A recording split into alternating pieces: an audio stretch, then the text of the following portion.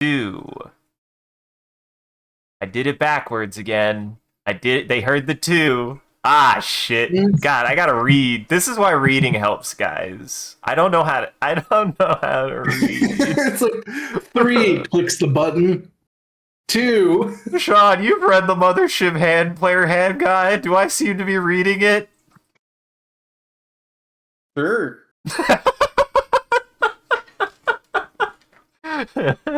Well, on that note, welcome to the stream, everyone. I'm your host, Isaac MCCanary. Any pronouns. We're doing more Mothership, as titled God of Limbs. Everybody introduce yourselves and the characters you're playing as. We'll get into it. I'm Jackson, he, him, playing Fred. You can call it whatever you want, baby. My name is Sean, also known as the Talking Skull, he, him, and I'll be playing Kolya. And today we're picking up where we left off. What is the last thing everyone remembers after they got off of the elevator? Man.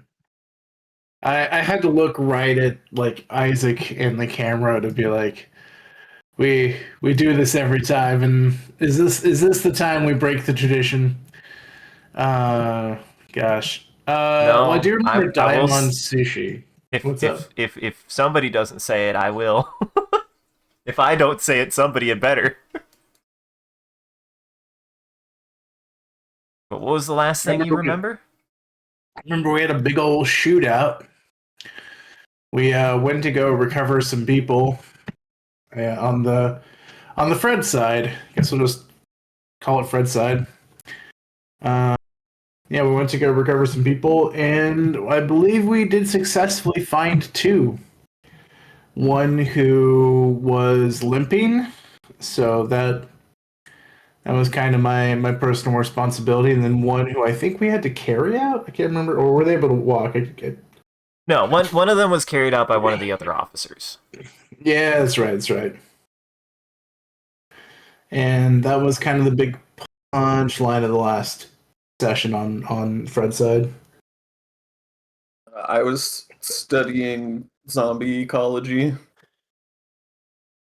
Mm-hmm. How'd that go for you? Where is Kolya thinking and feeling about what his understanding of what's going on is? Kolya fully believes at this point that these things are like sentient. He sort of suspects that the aggression is less of a like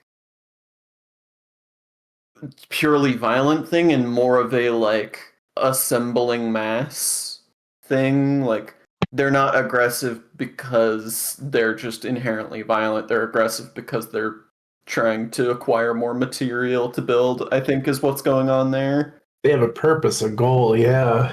Yeah, this little observation session revealed a lot about like them being very much, whether it is like something they are consciously aware of or if it's more of like beavers building a dam, I don't know.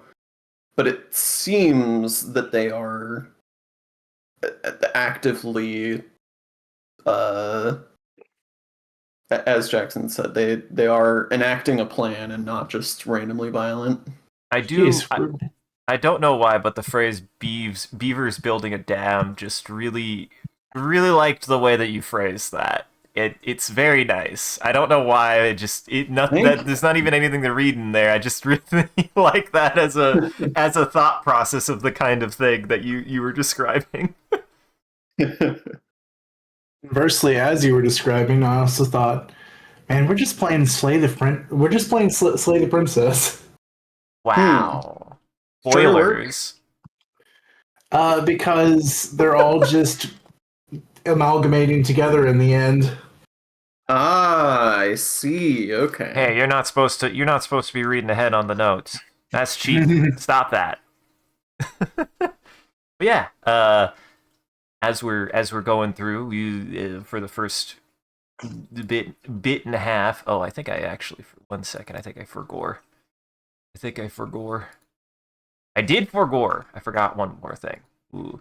But while we're doing our little introductory powwow and covering and growing, does anybody have any questions? Is it, or I feel like I shouldn't even pose that as a yes or no question. I should say, what are your questions? What Ask are your your questions? questions. Ask your questions. I demand them. One question at piece, at least. Am I gonna win 1,000,000 credits? No. Next question. I'll go down. We can go down to 100K. Kolya hungry. Is Kolya hungry? Yes. Yes. Yes. But yeah. If you eat, that's a great question, actually. If you eat one of the infected, does it just burst out of you like alien style? I'm gonna say it is ill-advised to consume That'd be a hell of a tummy ache, is flesh, all I'm saying. for many of reasons, including collecting prions. What if we cook it first? Yeah, okay. Actually, follow up. Is it, and this is scarily like more applicable than I want it to be. Is it still cannibalism if you cook these things? It's still human flesh, even if it has been molded into a different form. That's like asking if I chop this person's arms off and bolt them together in the shape of a cross and then eat them, is it still cannibalism? And it's like, yeah, they're still human arms, even though they're in a different shape now. I just find it cannibalism with funny extra steps. Yeah. because how much this contagion can cause brain damage, and yet you're finding the way that will most naturally give you brain damage. Yeah. Because that's like that's like a real thing. Like if you Yeah. Prions are weird. I don't know exactly what they are. There's some weird protein that will fuck with your brain, and you get them from eating from cannibalism, and it's a thing that happens to anything that cannibalizes, apparently, or a lot of things that cannibalize. They can develop prions, which is really weird. I don't know how that works. It's odd to me. It's a weird mechanism that I don't understand, but I'm gonna just say it probably won't be brought up because I don't know it well enough. I'd have to do some research first. And you suspect that neither of us are going to try to eat them, but apparently I need to be worried about Fred eating one. Assumption. Yeah.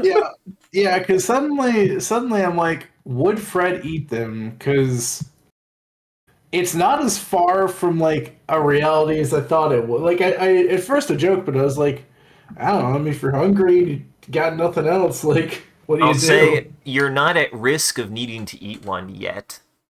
I haven't put you in that situation. I don't foresee that I put you in that position. You're not like great on supplies, but you're not like going hungry per se. Nothing has happened to your food supply. We did literally Other than me. sushi. Other than him, yes. Maybe actually Kolya's side, they might be going through food faster than expected. Well, that's a fun question, honestly. Yeah, well, thank you. It's still made for a productive conversation because there's some stuff to consider there. Because yes, I do think Kolya. Now Isaac's gonna be feverishly reading about prions. Whatever those dastardly little bastards. Here's how you cure alien human flesh meat. Well then, Sean, did you have any questions or clarifications or anything? I swear I asked a question. Is Kolya hungry? Okay. Yes, you are. You are. That's a funny question, but it is a legitimate question. Yes. I actually need to know. Okay. Yes, you are still hungry, and this appetite again. It seems less like you are.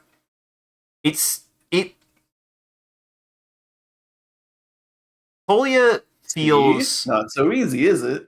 I'm processing. Kolya does does feel like kind of like an undercutting hunger to it.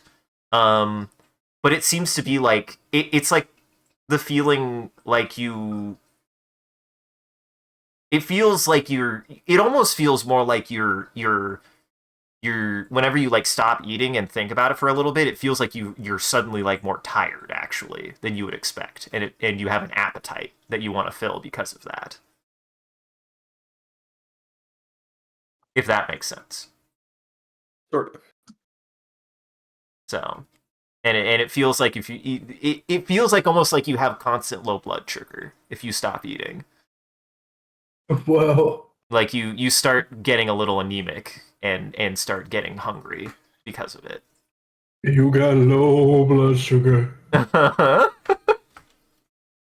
And I guess, I mean, just to put it out there, hey, it's me, your medical doctor. Are there any conditions that Kolya has to be aware of? Like, is Kolya diabetic? Yeah. I'm, I guess, high or low. Okay. I feel like you're probably more likely to be not diabetic than yes.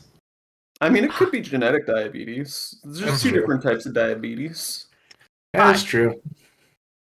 It really That's the sucks for those. 57, so I feel like no. I feel like there is a less than 43% chance that a person is diabetic. Yeah. Okay.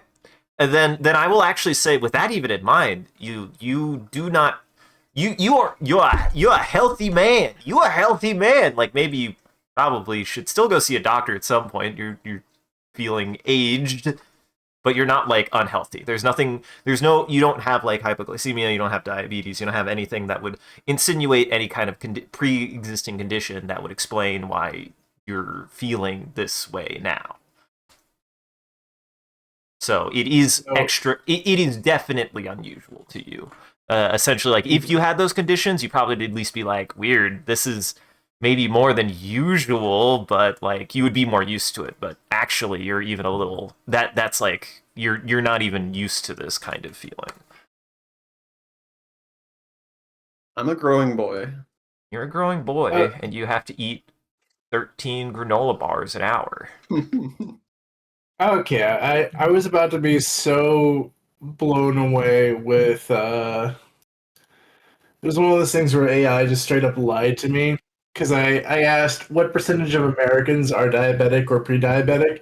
The first thing it spits out is approximately 50%. And I was like, holy God, that's way more. Yeah, roughly 50% of US adults age 65 or older are pre-diabetic. Interesting. Yeah, Yeah. I mean, that's more concerning though.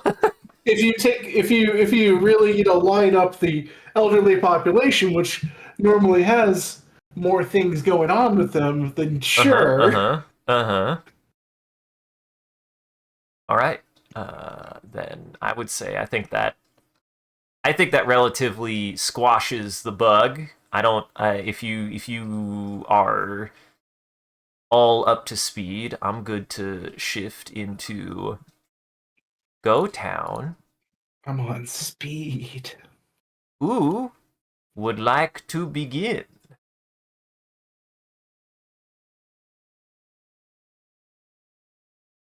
I'll begin since Jackson never wants to. Uh-huh. All right.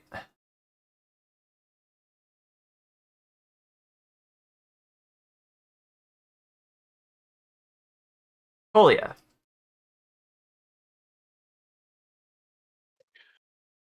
You and Maison and Quincy are making your way through the third deck of Titan Residency and are starting to actually approach its exit interchange into deck 2.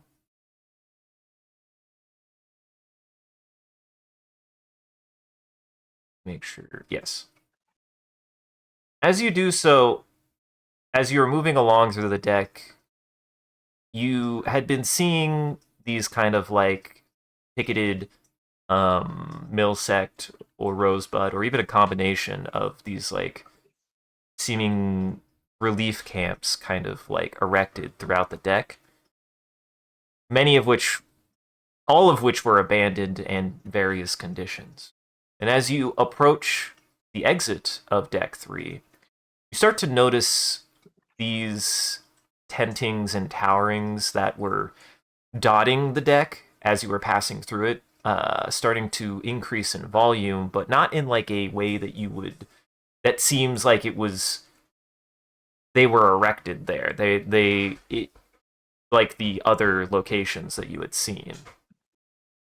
As you're heading towards deck 2, the traffic that is available on the streets begins to bottleneck into a single lane, and you are funneled into a corridor of makeshift barriers and derelict vehicles. As you're passing down this corridor of constrained street, as you're looking around at the kind of like branded structures, these like these erected structures, you notice some of them with the Milsect banner and branding across them, but oftentimes that branding has been somehow altered or erased or crossed out or even graffitied over. In some cases, there are pieces of street art covering the outright branding of a lot of these towers. Eventually, on Is the there like an interchange, obvious ideological bent to the graffiti, or is it just like general?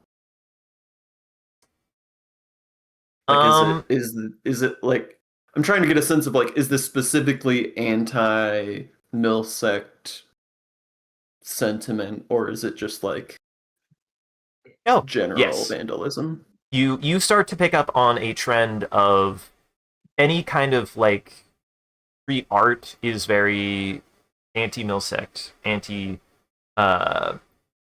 violence, a lot of it.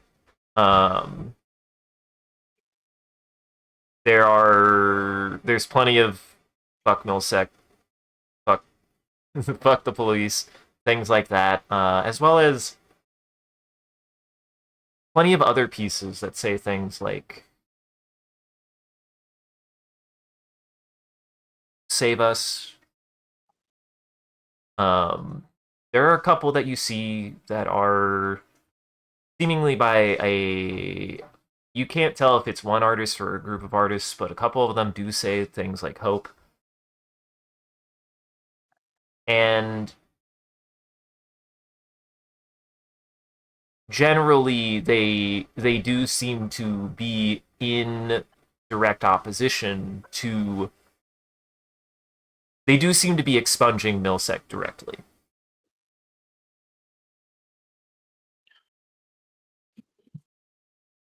And it is consistent. Anytime you see the branding, it actually has been tagged over or crossed out in some way, shape, or form.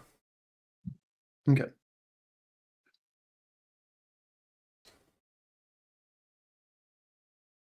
As you're passing on this interchange between deck 3 and 2,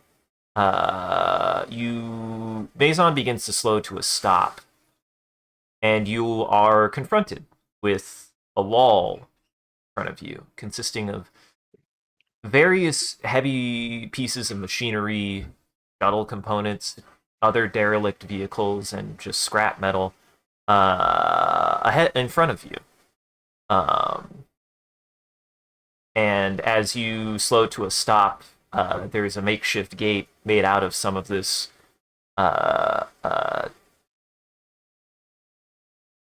stuff, because I can't think of a fancier word, some of this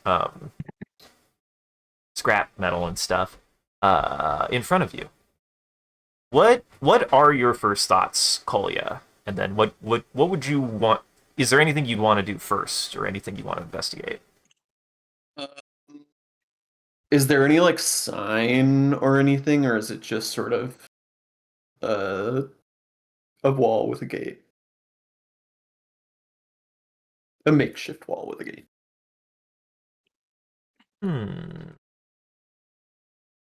There is some signage.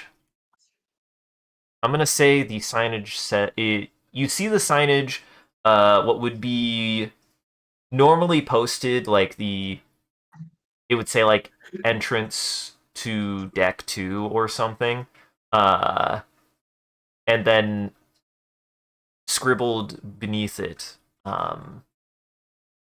it says sanctuary. Interesting. Oh, I wonder if this is where the cult went.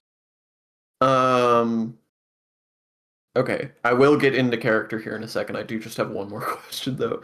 When you say there's a gate, is it like a person-sized gate or like a vehicle-sized gate? It is a vehicle-sized gate, and it is kind of like, I will say it is, yeah, roughly about 7 to 10 feet tall, so like big enough to have relatively well-sized machinery pass through. Something you find peculiar, I guess, is if you're like kind of inspecting this wall, this makeshift wall, there would have been like some kind of partitioning or the split between deck 2 and 3 that this has like kind of been crafted into. So, and the gate itself is like it is also a kind of makeshift, or like, I can think of a word other than makeshift. Why did MacGyvered, jury-rigged, MacGyvered, no, there's a better word. I can think of it.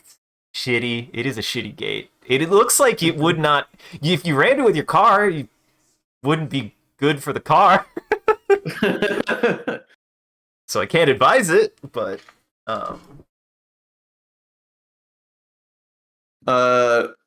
Kolya will turn to Maison and just sort of think out loud and say, I wonder who this was a sanctuary for.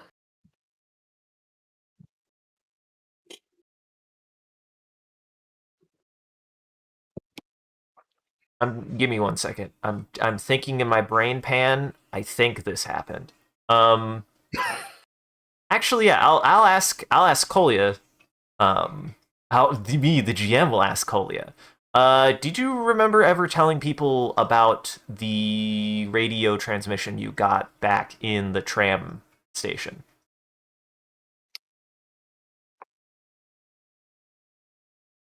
I think so.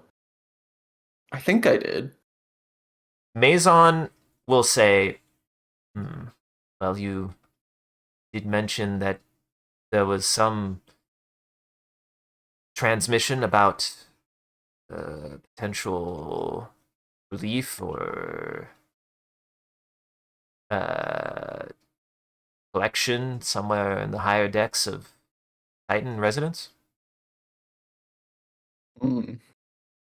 It's possible this could be that. We should take a look around, see if there's any kind of cameras or intercoms or anything. If there's someone still occupying this, then we should probably announce ourselves. Fair enough. Want to get out and like look around, or I mean, this thing has a horn. I just don't know what sound it makes. Well, let me take a look around first.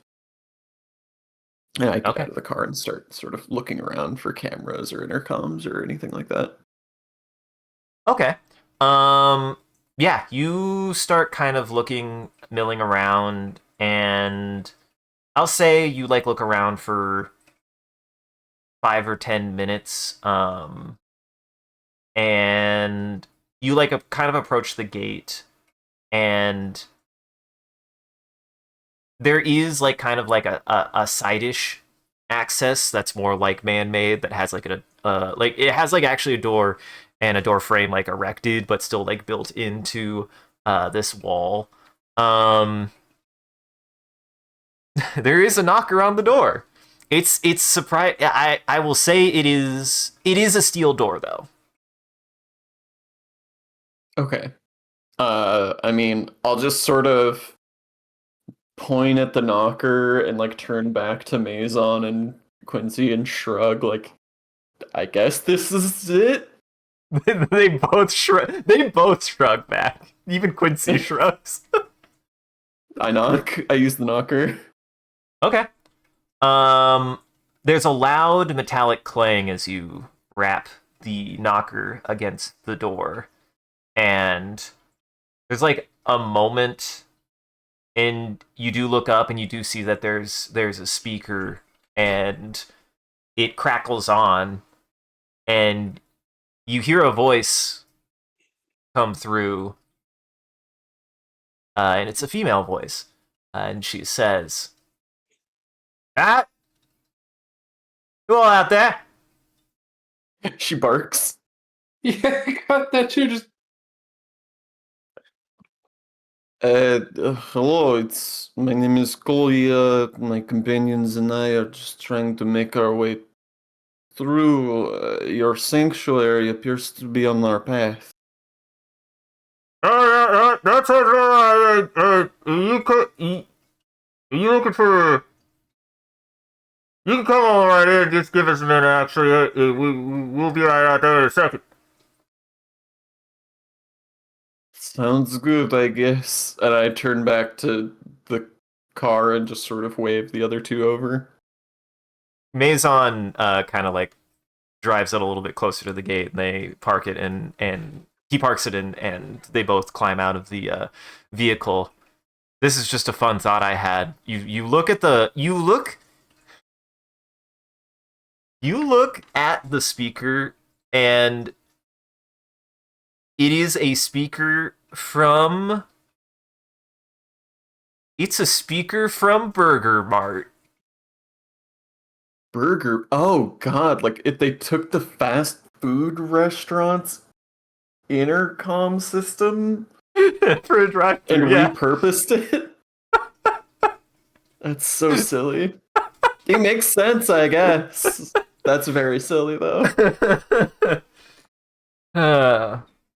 But a few minutes pass, and there's the sound of a couple of locks being undone on the other side of this door, and it kind of like swings open with a loud chunk, and a woman steps out. She is wearing a an engineer's jumpsuit for that's been branded Tennyson Manufacturing, and has an assortment of all sorts of engineering tools on her belt, including a what you can tell to be a laser used typically for breaking down ship parts. And she looks between the three of you and just says, "All right, how many are Just Three, yeah? the three of us. Okay. That's good to hear. Any you hurt? Any you need any help? Any attention? Anything?" I don't think so. We've thankfully been able to avoid any run-ins recently. Alright, that's good to hear. That's good to hear. What? Well, we'll get you inside. What brings you up here? Hopefully everything. Hopefully, that was a really silly question. I don't know why. I don't know why I said that. I can usually guess why most people come up here. You're welcome no matter what. I don't know why I asked that. It's. She sticks out a hand and says, "Rhonda." Kolya.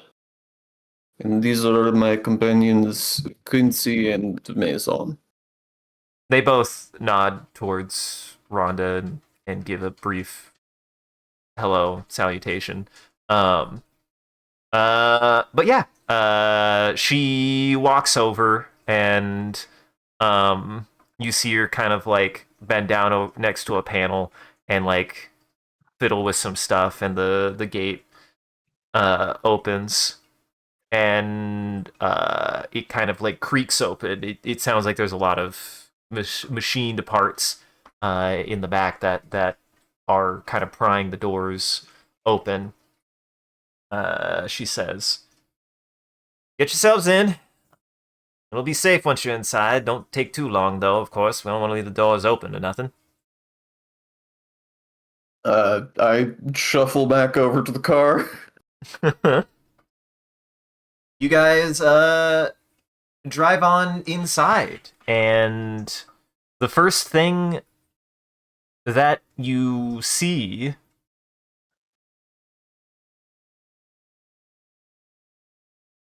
processing. Is There's a loading throbber. Give me a second. I mean, classically, this is where the loading screen would go between This the is- areas. This is a source game. I have to let you know there is a random loading segment between spots at times. As you kind of enter deck 2, you drive through the gate and you hear the sound of machinery whirring again as it reseals behind you. In front of you is more of the kind of road kind of buildings and apartment complexes that you've seen from the previous 2 decks, with a continued increase in the overall presentation and quality of them. Here it seems they're very almost like kind of neat and organized. With the exception that as you kind of like look around, your first impression is noticing how even though this like street area is pretty open, it only goes for, I'm gonna say, about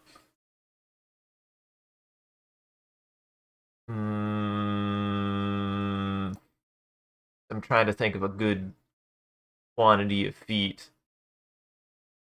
I'm just saying for about I don't need to do that. For about the size of a football field, you see off in the distance. Oh, that's a very specific number of feet. That's 300 feet. God damn it! Maybe not more like a football field stadium. That's not enough. So around probably like 500, 600 feet. And looking around you, there is more of this kind of like collected barricading that has been erected around this kind of street and city block, terminating at the end to an entire wall that also shelters the other side.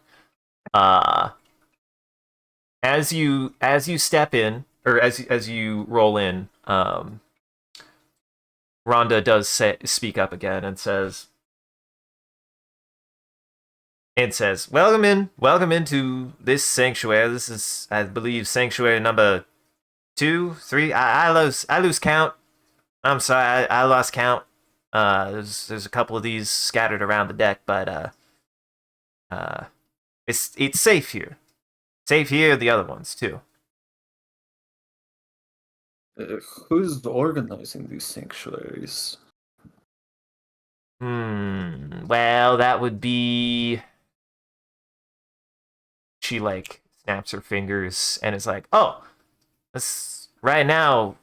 We got Amara, Amara and a couple of other folks, but she's usually the name head individual who has been trying to organize people at the very moment. We had somebody else, but they actually went off, and we haven't heard from them for a couple hours. Actually, about a day now. So."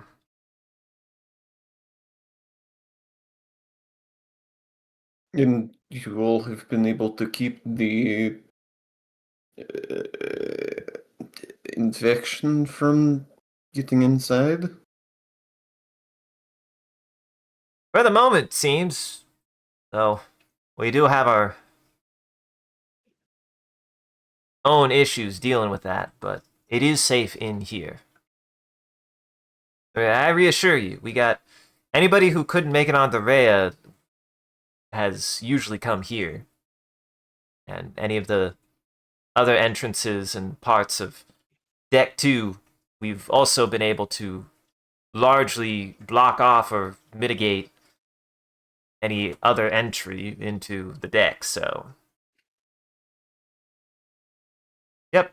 I would say, at the moment, this is gonna be the safest place that you can be, because we're looking out for anything that can cause... anything and anyone that will cause trouble. Well, it is quite impressive. Well, make yourselves comfortable. You need anything, you can definitely ask around, look around. Also let you know, we always need a little help if you can spare, but either way, you're safe here. Take however much time you need.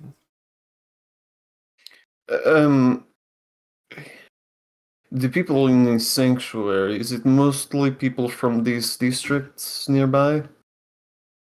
Oh yeah, a lot of them too. Huge mix of people. People all the way from the lower decks even be coming up here. So honestly, about the only things we don't see is too many people from the upper deck and anybody from Iapetus, though we're welcome into all kinds, so long as they don't cause trouble, of course. Do I happen to know offhand,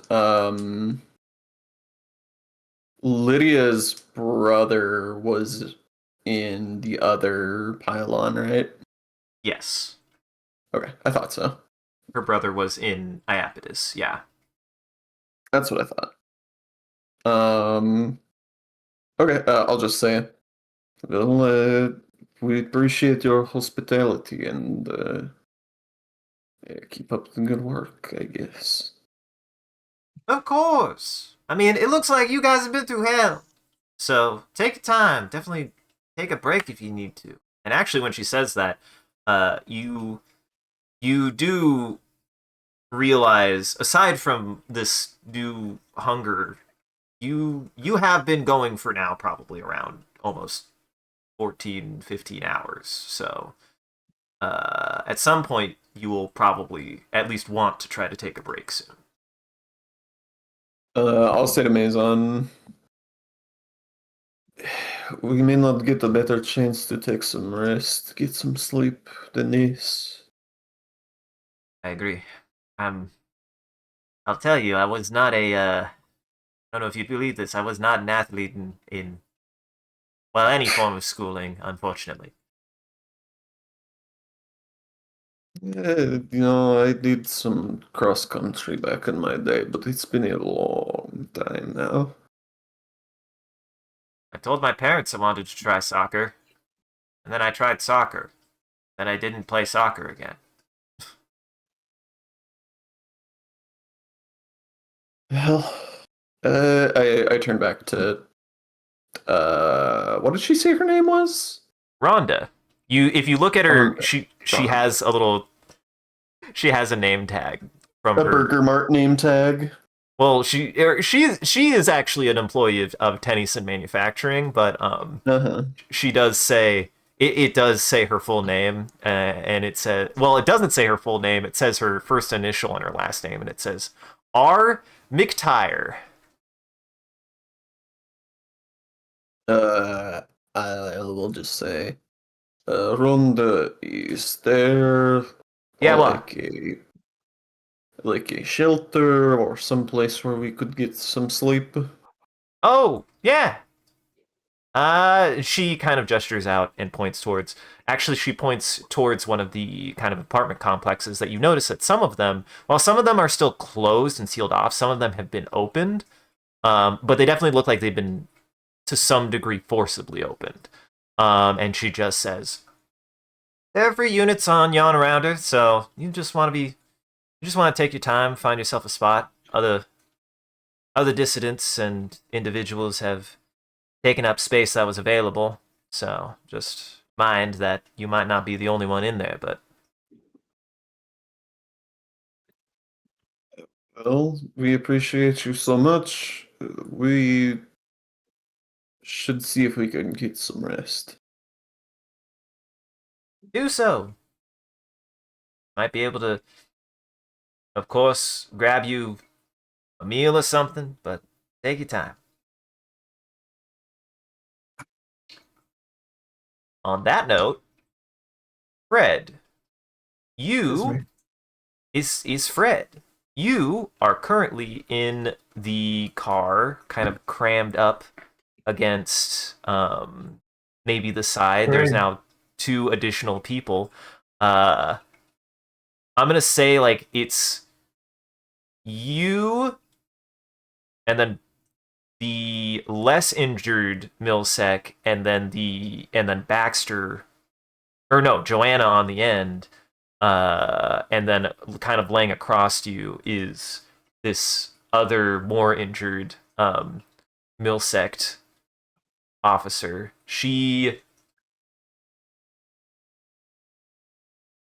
The less injured one is definitely looks like worn out, but seems to be fine and stable. The more injured one has like a bandage over her head and is maybe a little delirious, but isn't really. She doesn't seem like unresponsive or anything. Um, Let me see. So far, for the moment, though, it has been actually relatively calm. And as you're riding back, you two kind of like have a moment where you do one of these. Like you kind of your eyes shut for a second and your head kind of sways, and you too now feel like it has been a while since you've actually gotten some rest.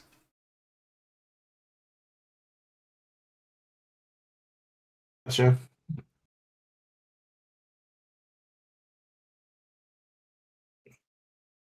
Funnily enough, my eye is acting up on me, so it fits well because That's some real role play it's there. some real good role play. Um, How, I think is that what's up? I was gonna just say how does Fred feel at the moment, and is there anything you want to kind of like explore or ask while you're riding back to the garrison? Yeah, honestly, I think I'll probably let sleep take me if it's able to. Because who's driving right now? You might have already said. I can't remember. Jensen is driving. Cool, cool, cool. So at first, first I just make the obligatory comment of like, man, we're sardines in here, and like it's uncomfortable for a while because we're shoving what 4 people into a space, 4 or 5 people in a space that's only supposed to occupy 2 or 3. Mm-hmm.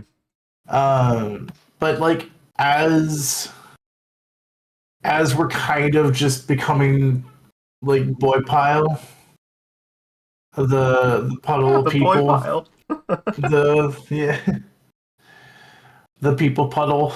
Uh, I think at one point, like as I'm falling asleep, I like go over and I like look over and I'm like, man, whoever's shaking the leg, you gotta stop there. You're giving us a weird sort of massage I'm not really enjoying, but and I think after that I just sort of nod off a bit. As you make that observation, give me 1 second. As you're kind of like nodding off, it seems like the one bouncing their leg, that you interpret as bouncing their leg is seems to be Vixen, who's kind of between you and Joanna in the back. Um, you kind of like sway, and your like eyes close for a little bit. Um, and you do one of those. I've done this. I don't know if anybody else has, but I've done this. And you like close Where your every head eyes, drops. and you kind of nod off, and then the next thing you realize is you like kind of open your eyes, and you got lost track of like a little bit of a time, but you guys have made it. You guys are starting to roll up to the garrison. It hasn't been long, so you still feel definitely like you need to get some rest, but you were able to make it to the garrison, thankfully. Didn't seem like anything had stopped you. It's impressive. That's like warp speed. As you say that, you look over to Joanna,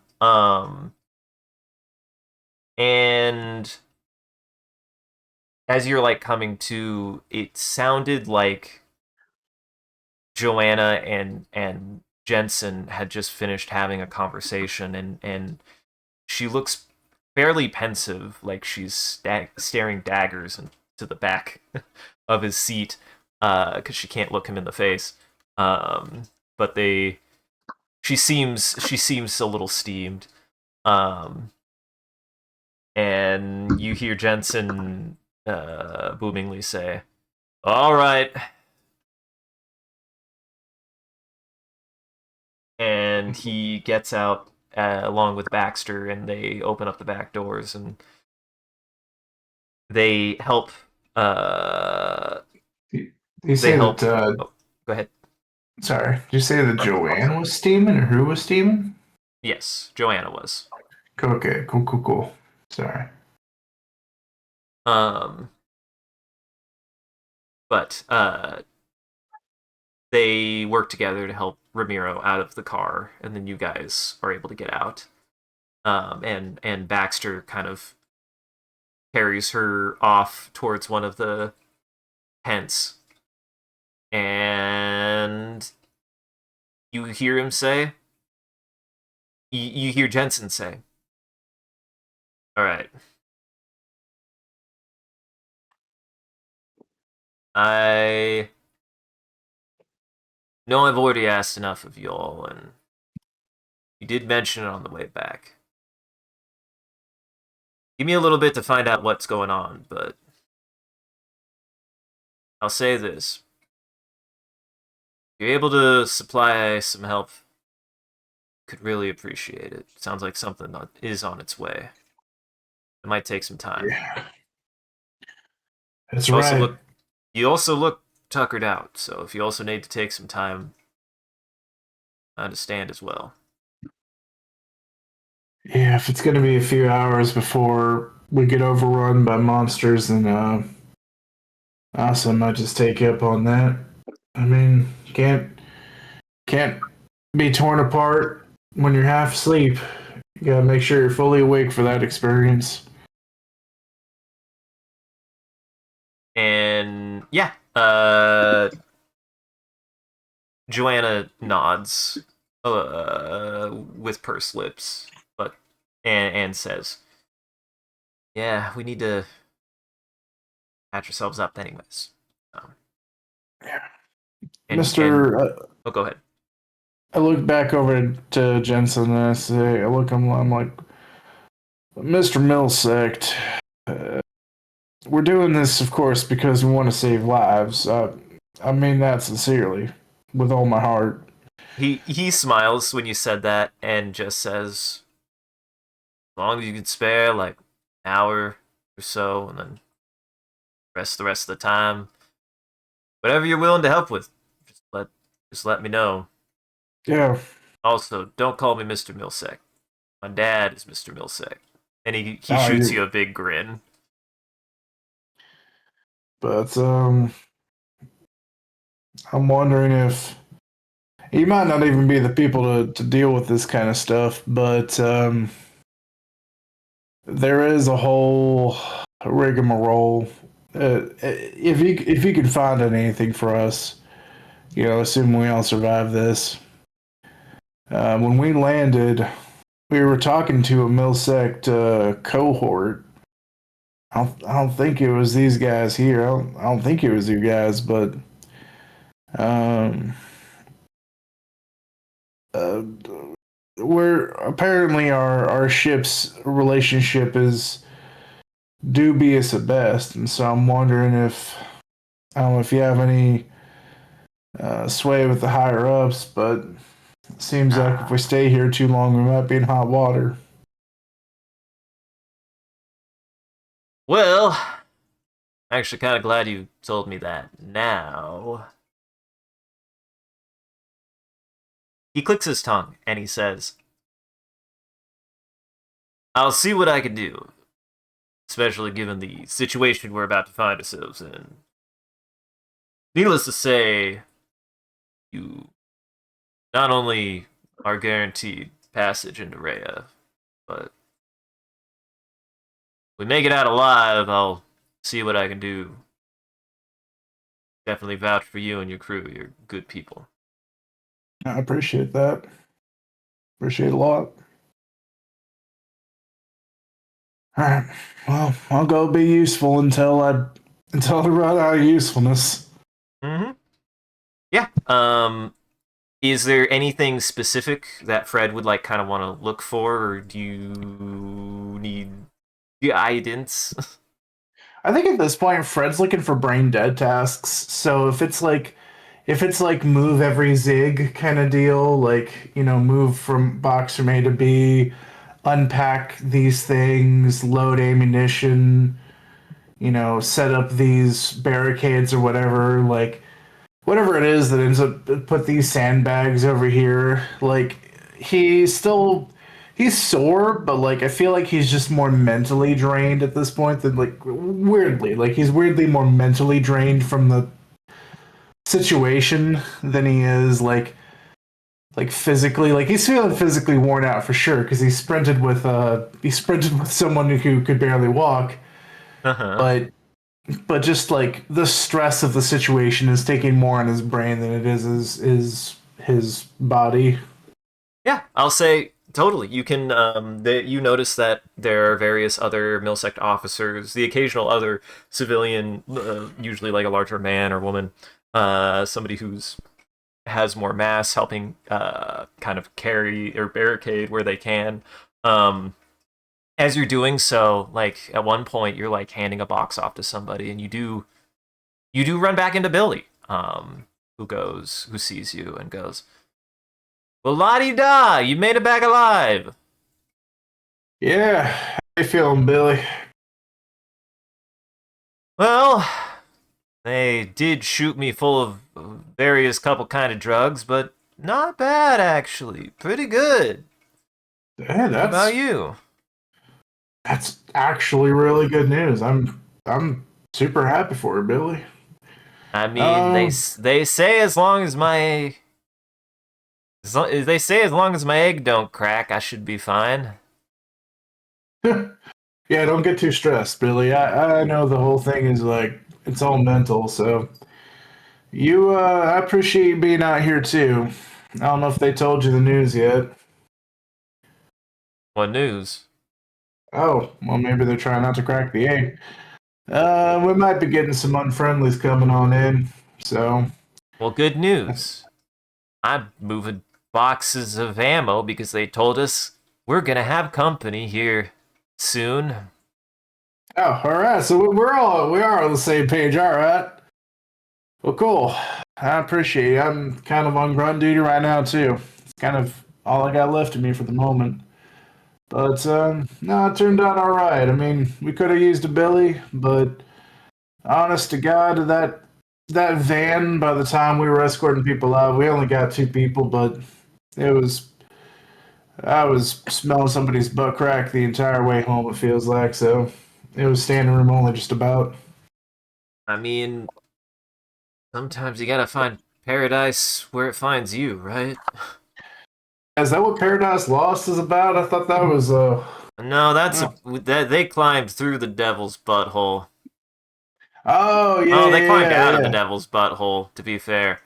yeah Daniel's Inferno or something like that. Yeah, I know what you're talking about.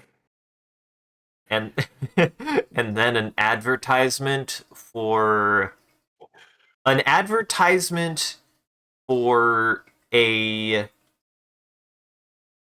new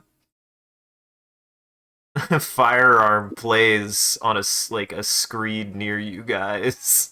It's just a bunch of gun sounds and really that- bad jingles. Is that your way of saying ads are happening? Ads are happening. Ads are happening. It's ads time. It's ads time. It We will didn't show up continue on my your screen. scene. So, Yeah, what's Yeah, up? it should be ads time, but I didn't get a warning. Yeah, I didn't got a either. warning. Ha ha ha ha ha. They finally are telling me. Finally. Hey, now it tells me. Uh-huh. Oh, Sam.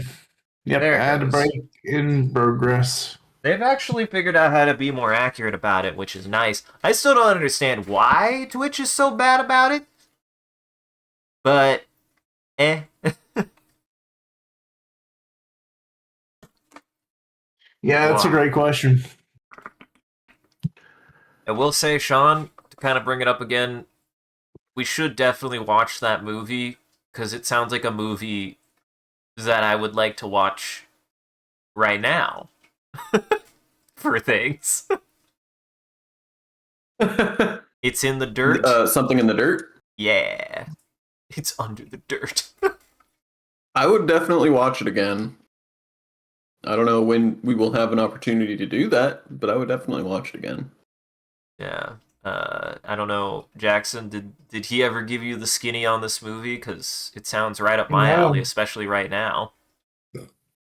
I don't know. I would be curious how you would feel about this movie, Jackson. I'm not sure if you would like it or not. Basically, and I'm sorry for anyone who's watched our Teenage Exocolony stream because I did give this whole spiel already. But basically, it is the premise is that hard to explain event happens that could be supernatural or paranormal or extraterrestrial in nature, and we don't really know. And the only people who witness it are just two like really mediocre, like 30th percentile schmucks. Okay. Who like they're not idiots and they're not like comedy buffoons. They're just like not particularly intelligent and they don't have any particular relevant skill set. Yeah. And it's sort of about them trying to figure out how to interface with this thing and like how to investigate it, despite not having any kind of scientific or like journalistic background. And I think it does a really good job of portraying realistically what would happen if information about this extremely strange event is exclusively filtered through the view of a completely like unskilled and inappropriate person. Mm-hmm. It's weird. It's billed as like a cosmic horror mockumentary, which is like technically both of those things are true, but it feels more like a sort of mystery thriller to me. Gotcha. And I mean, Reminds me of weird thriller bullshit that breaks physics and shit is absolutely stuff I want to be absorbing into my eyes at this moment. So does remind me. This is not very close at all, but just space alien science dummies. Reminds me of Tom Cardy's "Hey, I Don't Work Here." I don't think I've Sure. seen that. Or wait, no. Have I seen that one? I don't know. Because the punchline is he talks to aliens and says, "I don't work here." Oh, yeah, I might have to look that one up. I haven't seen a Tom Hardy bit in a long time, so I need to get that They're back pretty on my hit or miss. algorithm. I would say they 70% hit. There are a couple where I'm like, I appreciate the content, but yeah, there are times where it like hits hard though, and it usually hits hard. He's great. Uh-huh. I mean, he did his funny song about his butthole. Yeah. He did do a funny song about his butthole. His song about shit, I can't remember the name of it. His artificial intelligence song is still probably my favorite of his. Yeah, I think Oh that might be yeah. what it's called actually. I'm I not think it is sure. just called artificial intelligence. Yeah. Poor me at this point. Three Yeah, years it later. has taken on different meaning now, but that's why I Yeah. second guessed myself, is because I was like, did he really name it artificial intelligence? That feels so off for what it actually is. Mm-hmm. Yeah, But yeah, I it, think it just predated the it wave did. of AI, ML. Bullshit. I almost said MLM, LLM bullshit. What is And yeah, MLM? multi-level marketing, or I guess Yeah. multi multi-bot, multi-layer. Trying to think of a way to rope it back into AI. Well, Microchip layered marketing. ads are done. So welcome back, everybody. Ads have been done for a second, but Massive language model Oh, for there. upgraded form. no, we don't need them bigger. That's really funny. Um, yeah. But so you're kind of sitting here with Billy for a second, and he does say, "No, thanks for not leaving me behind." Well, in this sort of case, you did kind of leave me behind, but also don't. As it is for your own good, you know that, Billy. Yeah, yeah. You gotta get Really. better. No, I appreciate that. I appreciate you guys not leaving me back there to God knows what happened to me. Well, I honestly don't know what would happen to me if you would have left me alone. That's for damn sure.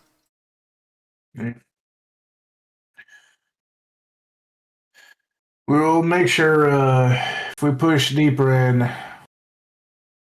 I won't leave you with these Milsect guys unless you want. But that being said, Joanne could probably tell you more. I need to check in with Joanne actually now I think about it. She's getting a real stink face earlier, and I'm not sure what that was about, uh, but honestly, I think we're going to become back this way either way because we were talking with Jameson. I feel bad. I actually really like the guy. I almost forget his name every single time though. But we're talking with him about loading up some of our extra seats with people that are safe to travel. Because we got 20 chairs and we're not using all of them. So Hey, I mean, save as many people as we can. Doesn't sound like a bad idea to me. yep, save my parents, save Lydia's brother if we can, save you because you're part of the crew, and then whoever else we can fit on there that it's a ride to take.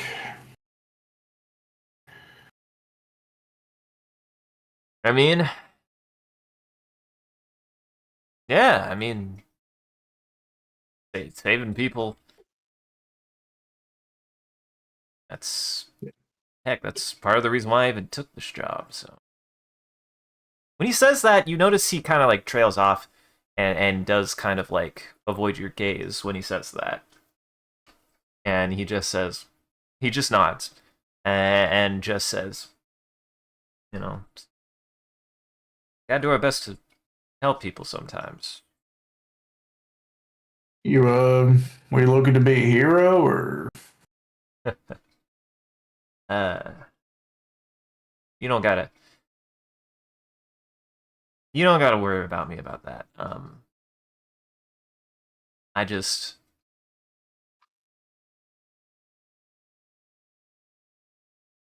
I'll do my best. I certainly will. I've had my own.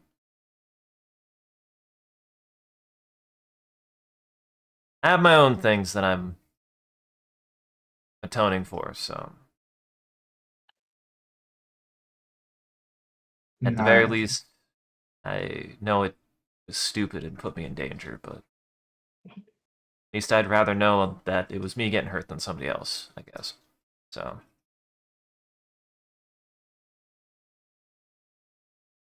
Yeah, I kind of get that. I appreciate that you didn't say that you've got your own demons, because well, that'd be too on the nose. But we all make mistakes, Fred. yeah, I guess so. He grabs your shoulder and kind of massages it a little, and just says, "I think we'll see it through. Don't you worry about it." Yeah. Yeah, let's get out of this thing alive. Fred starts to rub his own shoulder a bit. It's just like, man, that felt weirder than the guy shake his leg in the car. It was the weirdest vibration I've gotten in a hot minute. He does give you a puzzled look, and he just says, "Fred, do you need a hug?" Maybe, I don't know. He says, "Okay, I just haven't touched people in a while. Come here, Pat." He just gives you a hug. Yeah, I gotta give him a big old hug. Okay.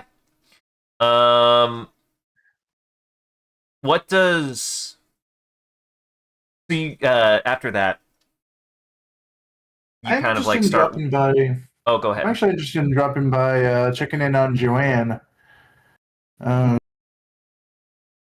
if I find her just roaming about doing something, I'll just sneak on up next to her. It takes you actually a little bit.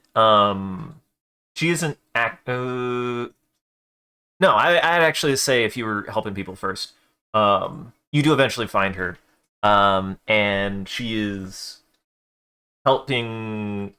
She's actually near Lydia, and they're kind of working together to help, kind of like manage and like navigate a crowd. There's still like groups of individuals who had been partially using the garrison for kind of like refuge and for safety for a while now.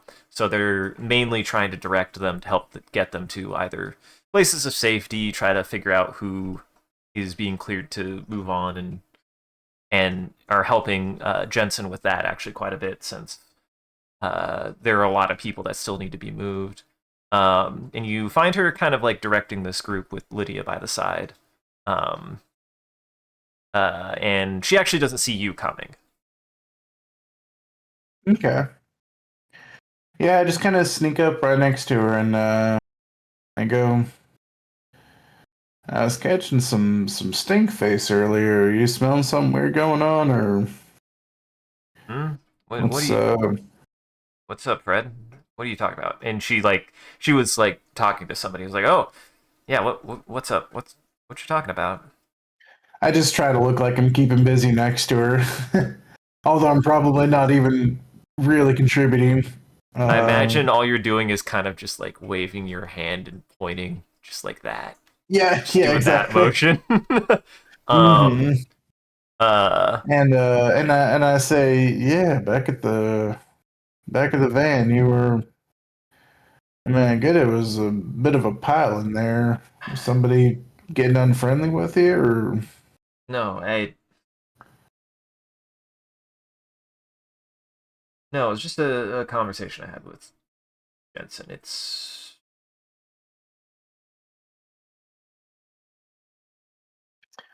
they thinking about going back on our deals, or no, no.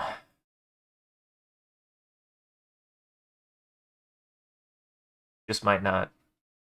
We might run into some issues when we get into Rhea. That's all. talking about safety or bureaucracy?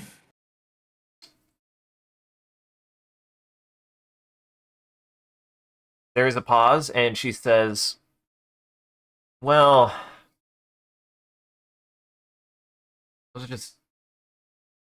I was just asking him stuff about Rhea, and it seems that it is safe and secure there, but it's also particularly locked down. It's pretty hard to move around.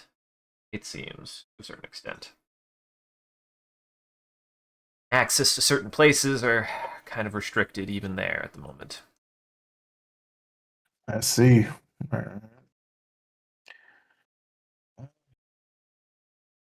Plus, I was a little sore. He did apologize, and he did give me care, but God, looking around, seeing him, doesn't it make you a little uneasy sometimes? Yeah, every minute of it. Yeah, we've been on this place for what, couple days now. Honestly, I feel like I'm losing track, but uh, the only thing that's keeping me sane is that I'm keep on moving. I think Yeah, if I stop moving at some point, I'd probably start thinking too much, and then I'll lose my goddamn mind. I feel that. No, I just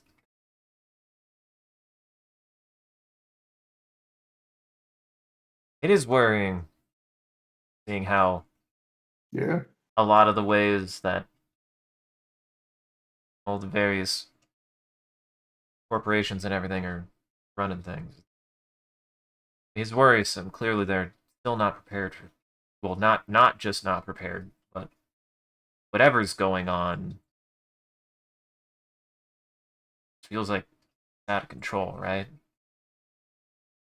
Is this like a capitalism thing? Because capitalism does suck almost as bad as aliens, but I like, don't know. I've sorry, my brain is just being stupid. Um, no, she goes. I don't know. He definitely just shouldn't have been wielding around that worrisome to know that it sounds like they barely know how to use their own weapons as well as we do. yeah, honestly, I was really catching on to that. I feel like I've had what 5 hours of sidearm training, and then I You feel know like what I'm he doing. you know what he admitted to me? Was it the first time you pulled the trigger? First time you ever? A dozen times in simulations. Hadn't has first time he's ever had to use it in the field. Like that? Huh. Call these things target practice, really. Hmm. So I guess to be fair, I wouldn't want him using it in any situation. Anyway. No, but I get you though. It'd be nice to. It really makes sense. Unfortunately, really, I'm kind of seeing that unfolding. Yeah, I Well, shouldn't be better than the trained gunman. You know what I mean? no, I feel you. Still. You look beat. I'll be we should be fine. I was able to get some rest when they were patching me up, and I'll probably take a break here in a bit, but you should get some rest. You look like you're about to fall asleep standing. I feel like it. I guess I'll get my supplies in order, and that way, if the gong rings, so to speak, I can be down there at a moment's call. Get in the action as quick as we can. So uh, after getting supplies ready, I'll probably hit that sack. Set an alarm. Set an alarm. She gives you a smile. Uh, wrap that up. Where does Fred go to kind of get some rest? I go back towards the medical area to see if there's any spare bed, spare cot, spare pillow, blanket, or anything that that he can just kind of sit in a corner, swaddle himself in a blanket in a corner kind of deal, pass out for a couple hours. Hmm. Gotcha. Yeah. You do that, and you kind of lie down and get comfortable, and yeah, or you know it, you feel like you've been on your feet the entire day. You actually find yourself drifting off pretty quickly. Yeah. Go ahead, everybody, and give me a body save. Again, you cannot fail this body save. Uh, uh, just something else will happen. But give me a body save, both of you.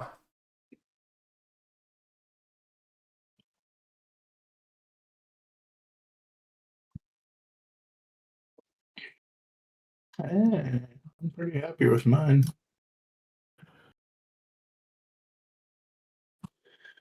22. 22 and I 22? needed 33. What's up? Are you serious? Wait, you also got I 22? also rolled a 22. Oh, shit. Then both of you reset any health damage you took. And recover. Yeah, go ahead and I'll be kinder because I feel like you guys have really taken on some stress. Go ahead and roll 1d5 stress reduction. Does it? Is it relevant that I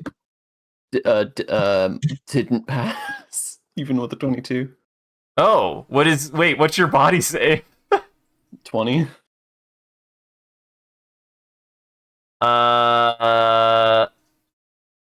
Yes, I will say, yeah, if you have any damage, you don't recover it, but you can still recover the 1d5 stress.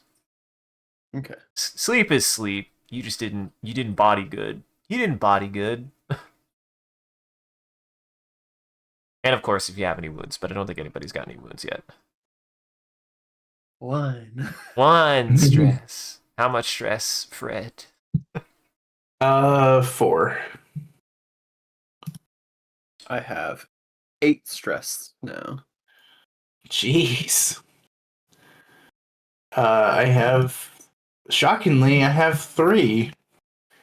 I guess Fred's got good coping mechanisms. Uh-huh. I don't think I roll quite as many dice is probably what it is, honestly. Uh, somehow I dodged some dice rolling or something. I mean, it helps that you just recovered 3 more stress than I did. Uh-huh. That's true. You have, and it kind of makes sense. I think of the two, Kolya has reason to be slightly more stressed overall. Kolya is dealing with a number of sort of existential stressors that I don't think rest is going to help with. Yeah.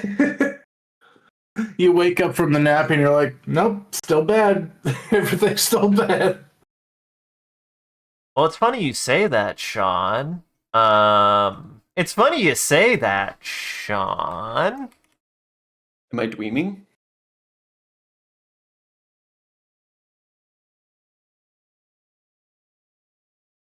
You kind of come to from seemingly spacing out. Um, you don't know why you were or how you were, but you're standing right now back at home in Io. And you're standing in the kitchen, and in front of you are ingredients that have been set out, and you're holding a kitchen knife.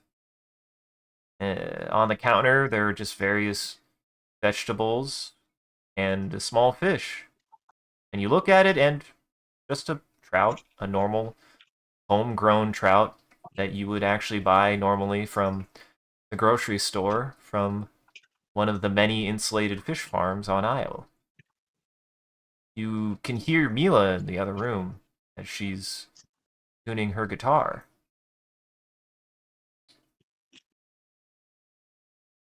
Except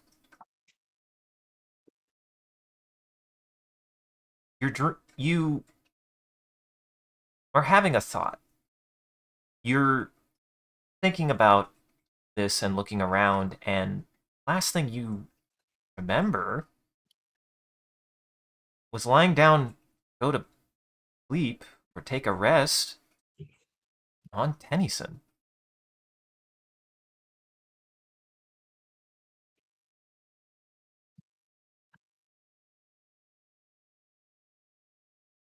And you think about you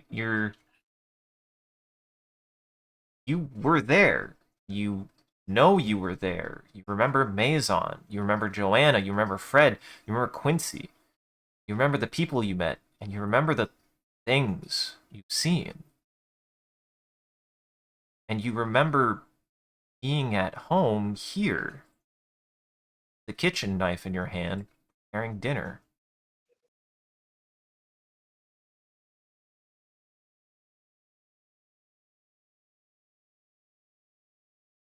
I cut the fish. You cut the fish? Yeah. I will say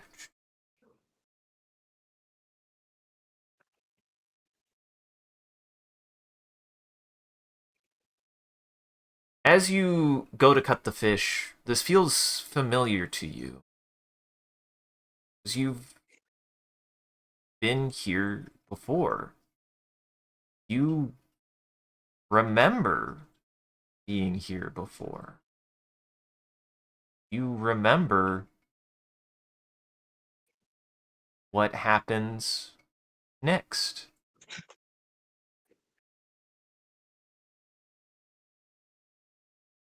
And I'm going to I will actually be more blunt and say this is a bit of an improv challenge. What is the next thing that happens?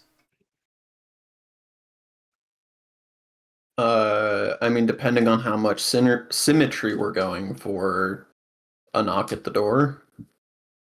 There's a knock at the door. And you hear Mila speak out. And she goes, "I got it." No, Mila, don't answer that. What? Said we were gonna have company over. I walk out toward the door and I look at the peephole. You look through the peephole, and there is someone you know standing there. And they are someone that you were expecting to see. And they are here to meet you about the trip you're about to go on.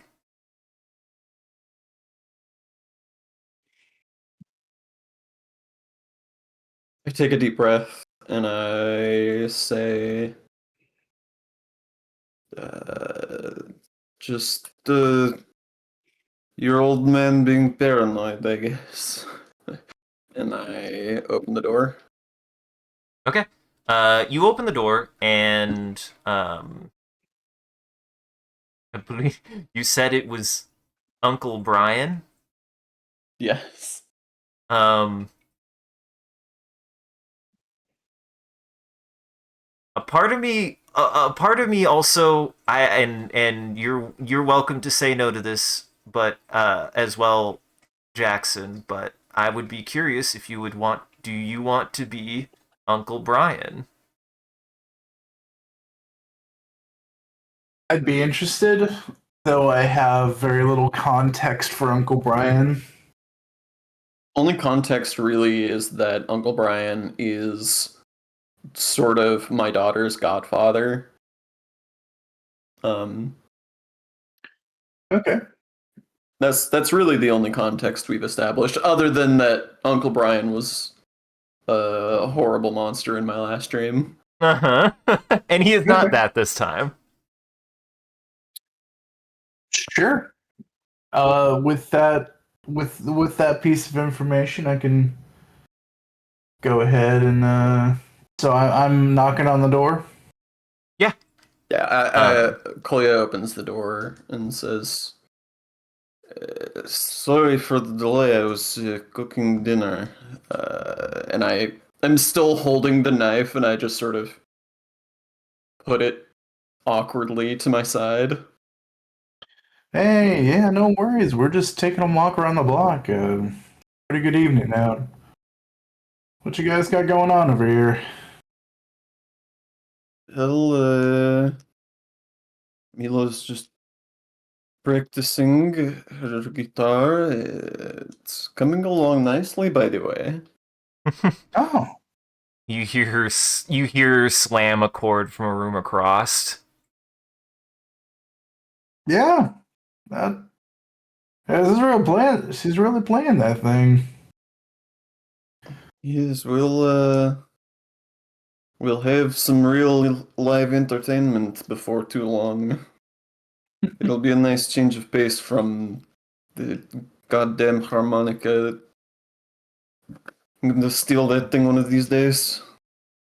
Yeah, I want to say I'm sorry about that one, but you have to be able to try a lot of things until you find what you really like. So, When you say that, Kolya, I have a question to pose to you. Was that what you said to Brian in this moment?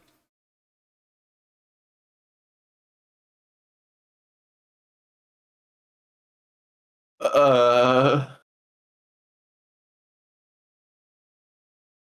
because I think it will be more interesting, I will say no. That is not the response you remember Brian giving.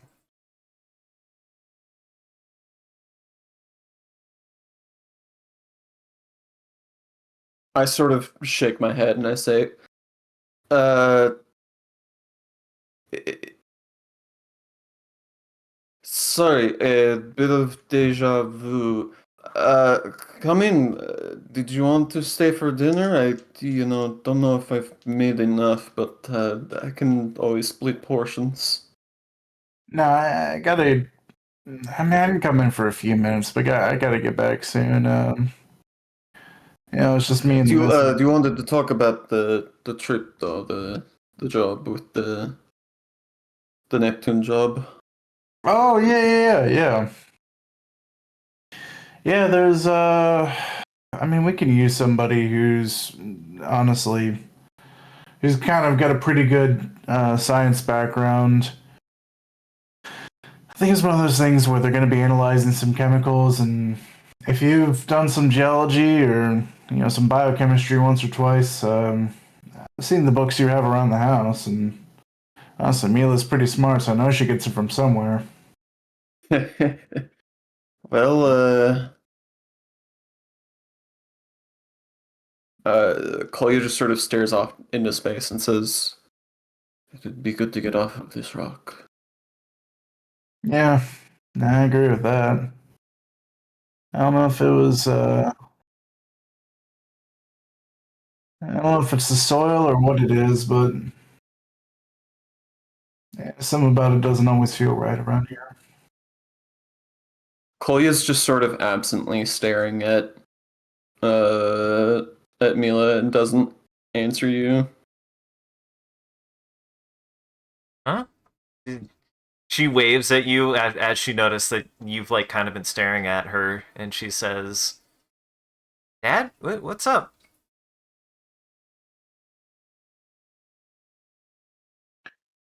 Mila, are Uh, you? Please tell me that you're okay. What? I'm fine. I mean, this doesn't have to do about school, does it? I told you I'm working on that. I step outside. uh, Brian comes with you, and he's. I'm not sure if you're even hearing what Brian's saying, but the thing that Brian might have said in that moment is, Yeah, I appreciate you let us babysitting pretty often. You know, Mrs. can't have kids and all, so really kind of brightens our day. Uh, I'm looking in. I'm looking toward the horizon in the direction of a sulfur plant. Okay. You are able to kind of like make it towards, since IO, it still is fairly difficult to like just step outside. I will say like you're kind of like staring out of, you've left kind of like a housing compartment and are like kind of staring out from a window in a corridor at the sulfur plant off in the distance. Um, just to clarify, if I'm following, um, clarify and ask: is Brian somebody who went on that trip with you? No, Brian stayed behind to Okay. watch over Mila. Okay.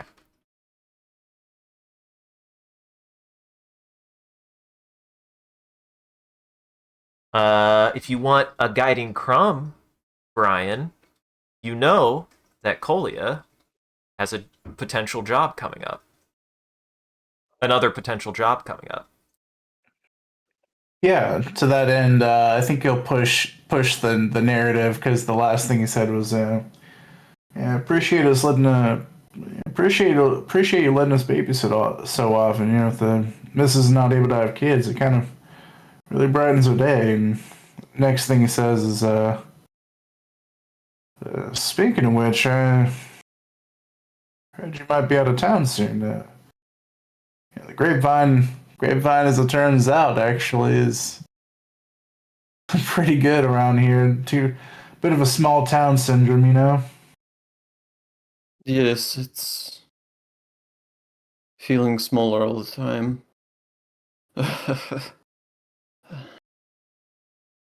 Yes, I'm leaving this place. How Unfortunately, I long? don't know how long I'll be gone. Oh, Neptune is.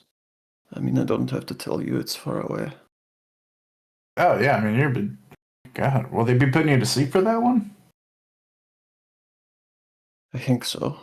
I think so. I hope so. God, I hope so. I feel like honestly, really haven't really done too much with that. I'm kind of a local yoke as they call them. So uh, Brian, how have things been going at the power plant recently? uh, kind of weird if you're asking me honestly. I feel like um. It's one of those things where it's business as usual, like everyone's doing their job, but there's tension in the air. I don't know if it's layoffs, I don't know if it's resources, but the managers have been a little bit less forthcoming, and we haven't really been having a whole lot of meetings outside of our morning meeting. So it's kind of a strange March right now.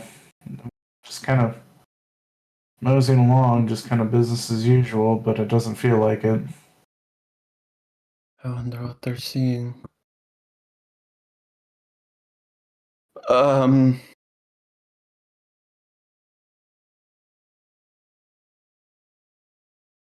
I I don't have a lot of money, Brian, but I don't need your money.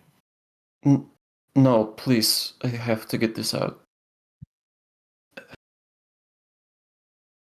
In my bedroom, behind the dresser, there's a compartment. There's not a lot there, but in the event that you have to leave, in the event, in the event that you have to leave, please use that money if you can. to take Mila with you. We come to Neptune, or where do we go?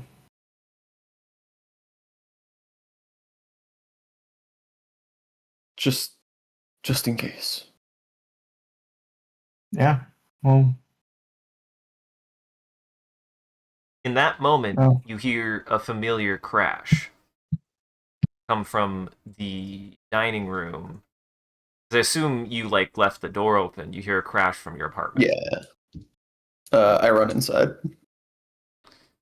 And you see Mila has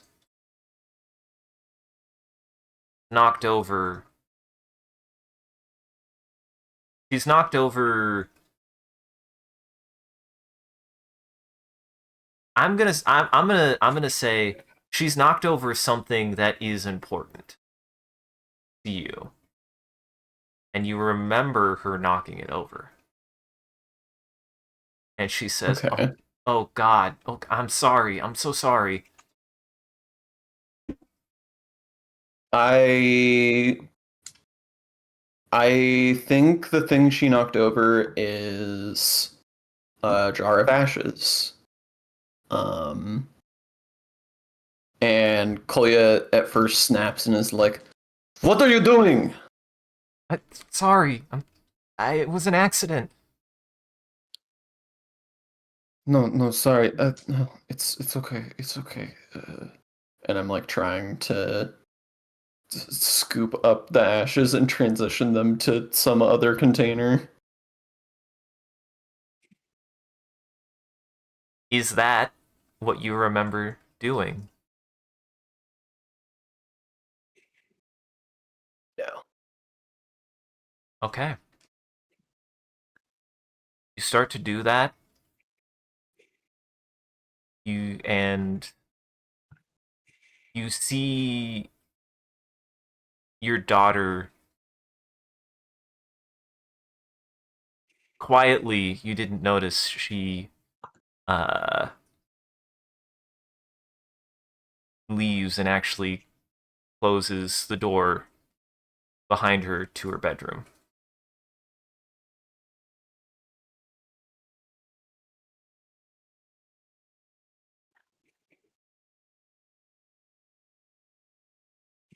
Uh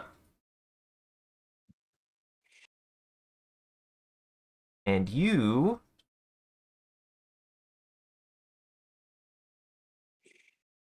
wake up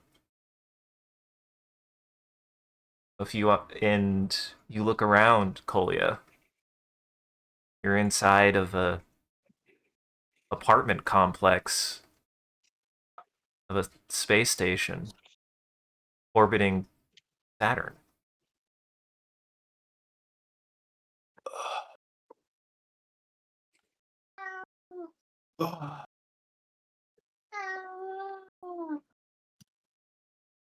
Shit. I look around. Is there anyone else here? Um, I'll say yes. I will say the first person you see of note is Quincy, and there is, I think, I'll say there's at least one other person you don't recognize. You might have said hi to them, or maybe you were too tired. You went straight to sleep, but you don't recognize them. They're not somebody that you necessarily know. And they're kind of like curled up on their side, looking like they're trying to get some rest too. But Quincy Is is there. Quincy? I don't know if Quincy sleeps. You have seen him go into a kind of powered down state. I will say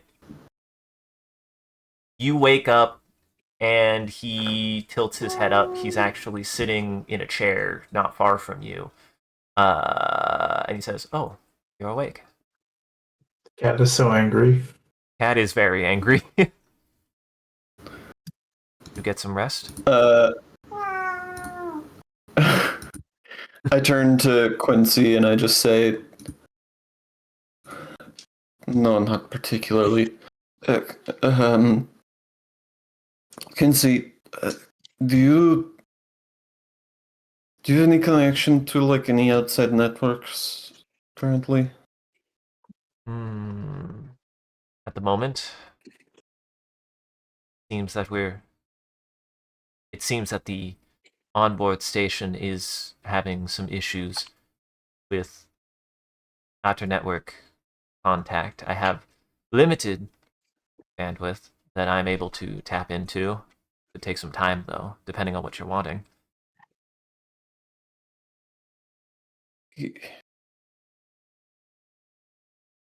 Are you able to access any kind of news network? Uh, sure, I could give it a shot. What were you looking for? If there's any news out of IO, that's all. Any news out of IO. Interesting. They pause for a second, and they do say, they look at their they have a data reader not unlike the one that you use to be able to access the company board, and they say, I will say it might take me a little bit of time and research, but I can see what I can find in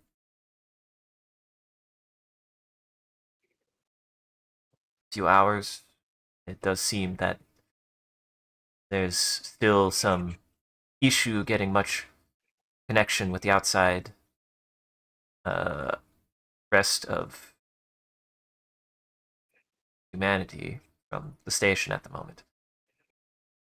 Very congested. Seems that they either are experiencing some major intercommunications disruption or serious damage to their infrastructure at the moment.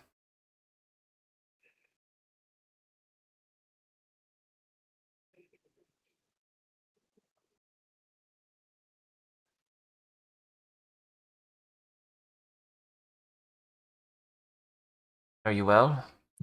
Sounds like you might have had difficulty sleeping.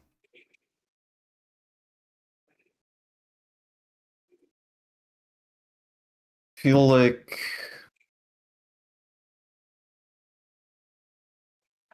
I am being torn in 1,000 different directions. When you say that, you see that you look at Quincy's eyes, and they narrow their eyes when you say that. Um, they ask, "How so?"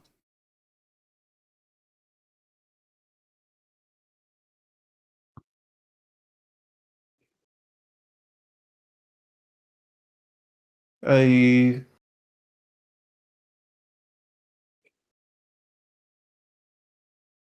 It just seems like I cannot help but keep making mistakes. And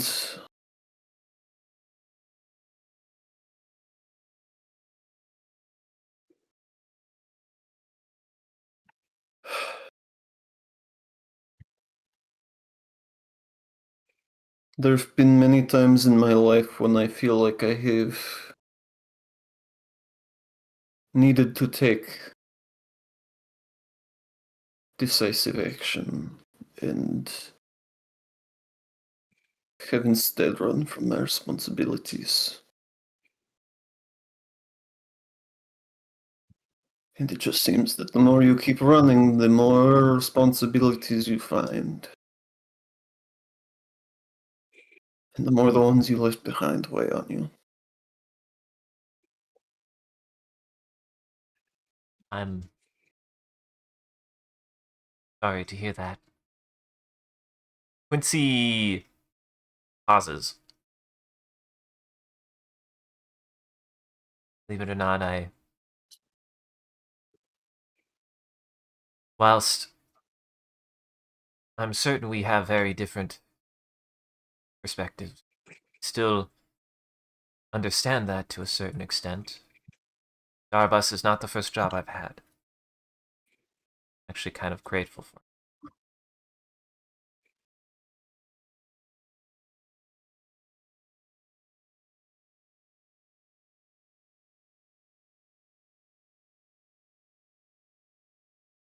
Whatever the case. Oh, go ahead. Whatever the case. It sounds like where we're at now, as long as we deal with this, that's really what matters at the moment.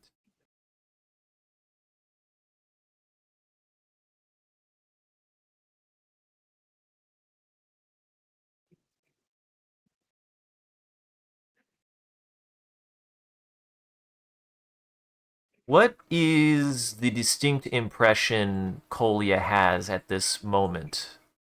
Because I will guarantee it is on Kolya's mind.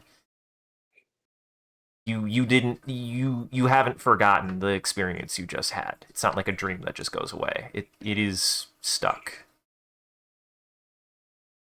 Kolya has been sort of rummaging through his bag as Quincy has been talking and pulls out the desiccated husk doll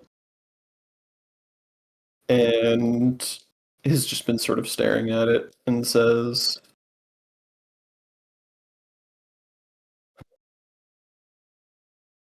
"Did I ever tell you that I have a daughter back on Isle?" I don't believe so. She gave me this stupid thing. This ugliest scene. Do you hand it to them? Yeah.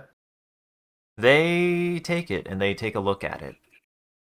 And they take a moment to like kind of observe it. They say,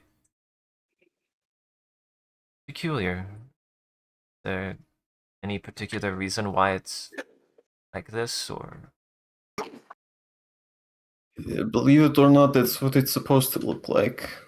It's somehow tied into some show she likes. To be honest, I never really understood, but it means a lot to her. Hmm. She gave it to me when I left. sounds like you miss her? And they hand you they hand the doll head back to you.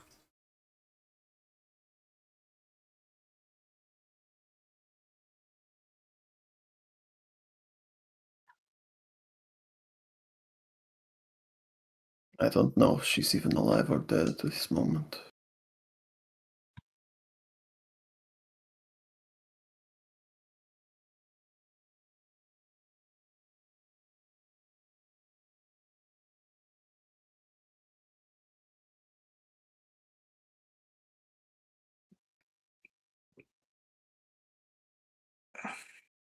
I will actually admit, I find the situation we found ourselves in peculiar in such a way that, and I don't know if you, the person that you are, Kolya, ever experienced this, but this feeling, even though the situation is extreme,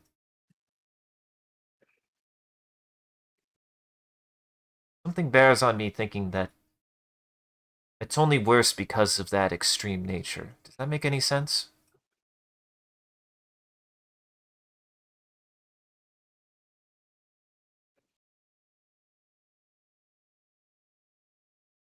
I'm not sure I follow.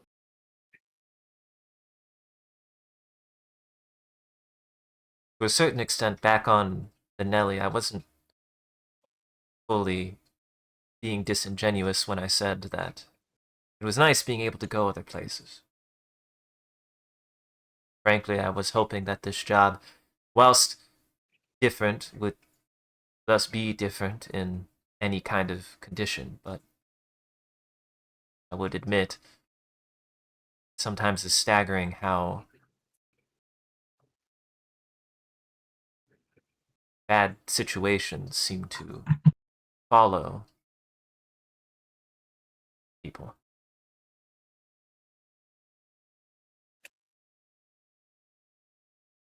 They actually kind of trail off and lose eye contact when they say that.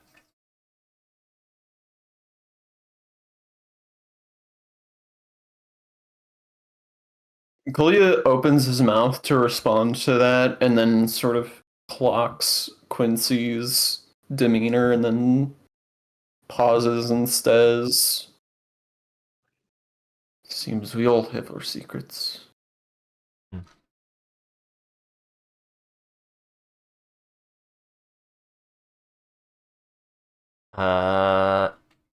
When you say that, Quincy just says, Maison got up not too long ago. He actually went to go assist some of the Rosebud people.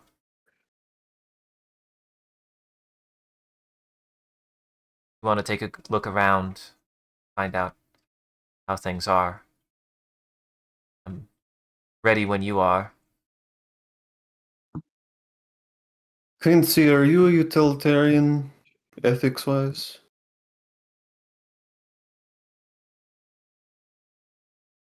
They pause for a moment and they say,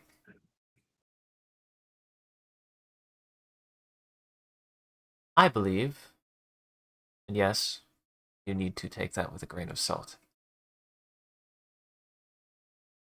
The necessity in a situation to get through it is what is required to get through that situation.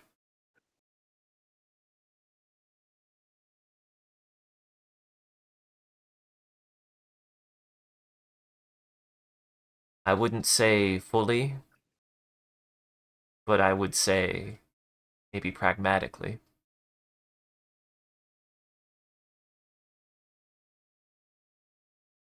What do you think will happen if containment is lost here on Tennyson?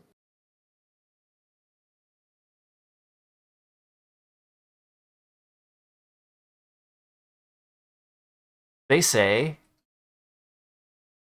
I don't believe containment will be lost on Tennyson.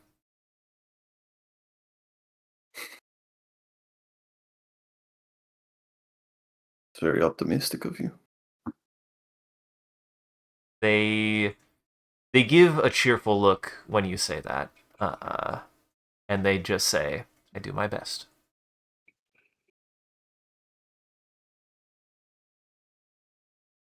I'm not sure I share your optimism. Starting to feel inevitable.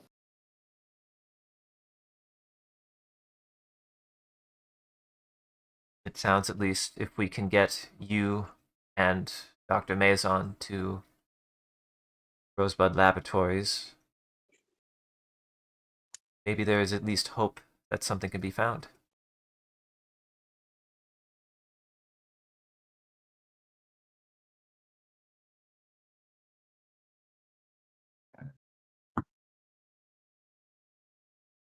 Maybe.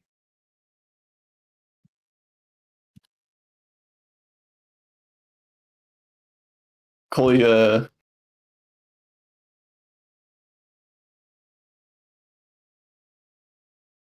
Ad for bread stands up. plays. I was ad starting. There's the kitchenette lights up and a cereal ad plays on one of the fridges, and you just hear you hear that guy in the corner just say, "God damn it! Could somebody shut that thing off?" When you have bad dreams, try existentialism. It's a new drug. Existentialism, it's a new drug. Holy shit. Mhm. God damn. The FDA will never approve this, but don't worry, John Romero will. Uh-huh. I was, we were just talking about Doom the other day. It just came back to me. But yeah, I'm having fun. Yeah, But I mean, I no, enjoyed that scene. thank you. I am I am curious. I am curious as always where Kolya feels on those experiences now.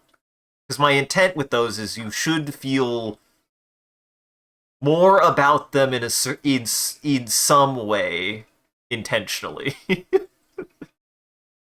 Um, I think Kolya hasn't put together yet how strange they are, just with the strangeness of everything else that's going on with him. Like, especially since this one didn't have any obvious connection to the like more alien stuff that some of his other visions have had.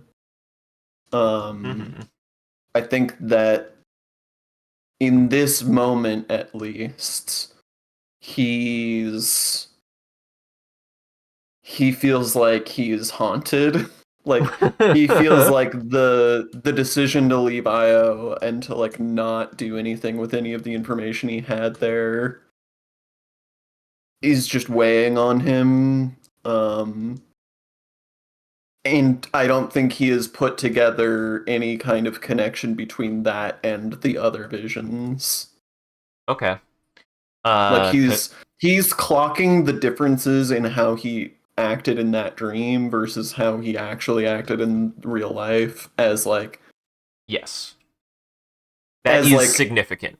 what I should have done, or like I should have done something different, or like regretting choices he made, even if the specific choices involved like aren't the things he's actually weighing in real life. It's like just sort I, of a extension of his fixation on the idea that he is not made decisive choices and not taken action and when he needed to. mhm. Well, keep that in your brain in the sense of you also that is something that you feel drawn to as well. Like there is something there even beyond just your own base feelings on that situation. There's something directly tied to because there still is something peculiar about the dream itself in that all of those things that you felt in the moment they were there was so much of it that felt less like a dream state and more like you were genuinely there, but you still had all of the information, both from Tennyson and from your previous experience. Yeah, and that's why I say like it feels like haunted almost. Like he feels like he's almost like PTSD style, like reliving things that he's uh again like out of character. Obviously, I'm like seeing connections to the other visions, but I think in character, I don't think he has put those pieces together. Mm-hmm. And hi, Brad. Sorry, whenever we're doing roleplay, we focus on roleplay, so we can't really respond to chat. But I hope you liked that scene, Satandagi, indeed. Um, but yeah, uh, well, welcome back from ads, everybody. Yeah, you, that's good to hear because I at least and I've really been enjoying like kind of preparing and setting those moments up. I one, of course, it probably goes without saying, they are going towards something, I promise. And I did there is actually there is a reason why specifically I wanted one of those to be that scene in particular and not just be more alien stuff. There's a I big also reason just why. enjoyed that conversation with Quincy. Like I have said more than once that I recognize I've been really slow rolling some of the stuff with Kolya and his backstory. All the But characters I feel have. like I feel like that's paid off a little bit in that scene. Like that we wouldn't have gotten that scene and it wouldn't have felt as like natural and as earned if I had just like info dumped some of my backstory earlier. Oh no, I've been rolling with that. I've kept that in mind for everyone. So yes, I agree. Um,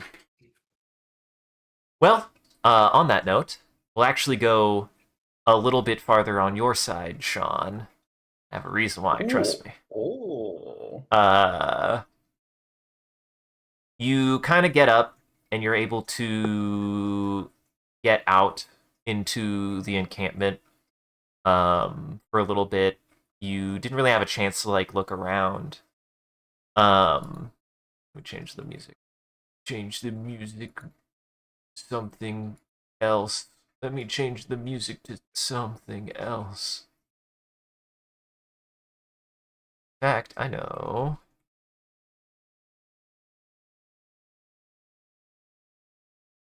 You step out into what feels like the first truly like safe place you've actually been able to be in within the last 2 days. The interior of the refugee camp is much less dismal than you would first anticipate. As I said before, the overall quality has been continued to improve as you've been going up in the decks. Two being no exception. It seems that the buildings, that while there are still buildings that have been closed shut, their overall aesthetic is much cleaner.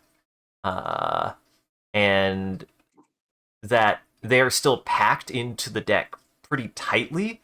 They do appear much more uniform in size, with a clear intention to like order and display to a lot of the buildings around.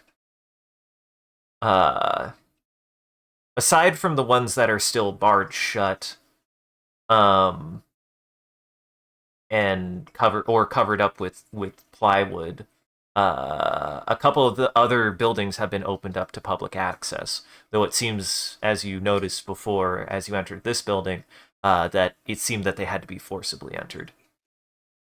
Uh, as you kind of look around, you notice that this section, this kind of like street block, has been seemingly cordoned and sectioned off by makeshift barricades that keep this roadblock insulated from the rest of the deck. Um, and you kind of are looking around and get a sense that whilst this is a safe spot, and you've heard about the other locations as you've been kind of milling around, the deck itself is still pretty dangerous from a combination of running infected as well as actually individuals who have gone outlaw, and as well as groups of mill sect, which you've heard have become increasingly dangerous to interact with, actually. While the quality of deck 2 is higher than the previous decks, most of the people you see have been forced to collect in this kind of narrow street block. So whilst it's not like shoulder to shoulder, it actually is quite bustling. There's a lot of you're actually almost overwhelmed by the amount of noise because up until this point it had been relatively quiet and isolated.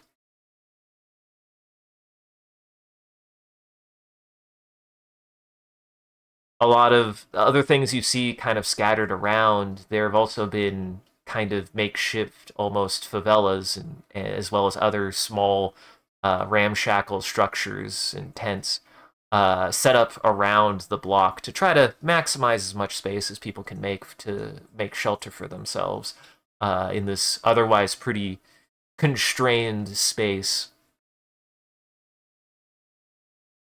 Of the buildings that are accessible, uh, most of them most of the rooms are still seemingly closed. Some seem still to be occupied by people who were already living on the deck. as well. You notice that it still seems like a lot of people are trying to keep to themselves to try to just get through whatever is happening on the station. Um,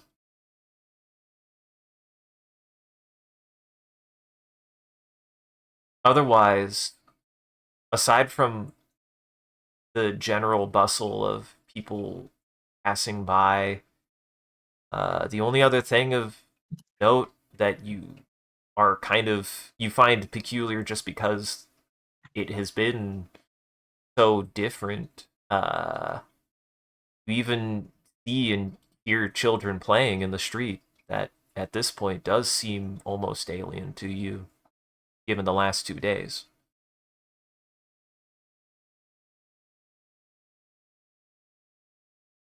Is there anything in particular you are seeking out, or are you just kind of wandering around aimlessly? Uh, I think just kind of wandering, just like trying to gather my thoughts while I'm walking. Well, it's funny that you say that. As you're kind of wandering around, your head, you feel like even though you just woke up, you kind of start getting lightheaded a little bit.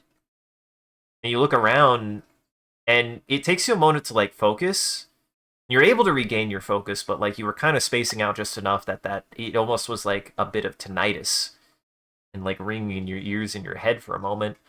And you notice that you've stopped near um on one of these encampments, and you felt like dizzy for just a moment, um, and you look over by this in one of these encampments, and it seems to be a section of white tents, with various boxes of things like supplies stacked around its perimeter. If you approach them, you notice that some of the boxes show Rosebud branding, and others are just labeled kind of like testing equipment that you recognize, some of which you've actually used before in the past. Um, as you look over into the tent, you see a woman uh, wearing a jumpsuit that is typical of people who work in like the energy sector in handling like electricity and energy and raw material industry, holding something. And her patch she has a patch for the Soul Power Resources brand on her. She seems to be looking at something on a table, not paying you any mind at the moment.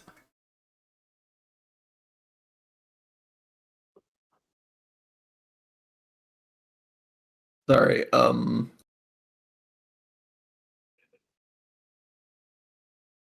I lost focus there for a second. In real What life is it too, that it's she's working. What's that? Say it yeah, again. what is it that she's doing? She's inspecting something, though from where you're at, you can't really tell what she's looking at. Okay. Uh, I'll sort of can I get like a better angle?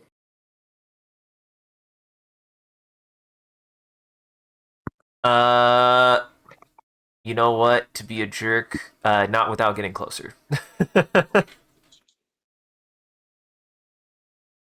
Okay. I'll just say, excuse me. Huh? Huh? Huh? Hello? Who are you? She looks up as she's kind of got. Here, one second. Gotta use my brain to read for a second. Yes, she's got kind of big, frizzy, curly hair and is wearing a pair of glasses. And she looks up to you and says, "Hey, hello. Can I help you?" I was just curious what you've got there. Huh? Oh, this? And you look, and it is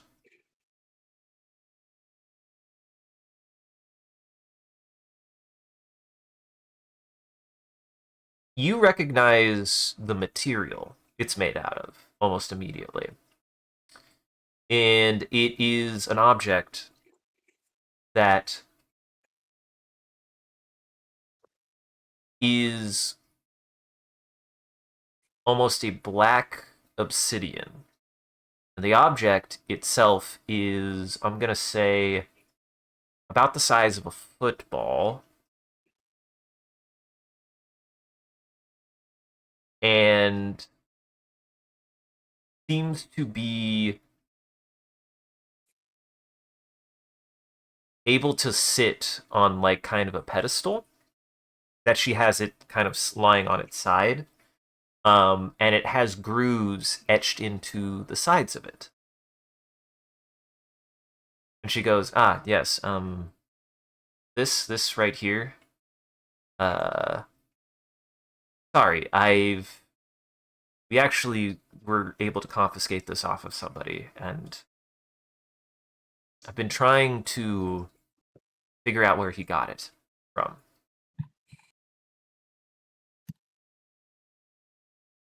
Does it look at all similar in design to the artifact that we got at the very beginning from the lockup?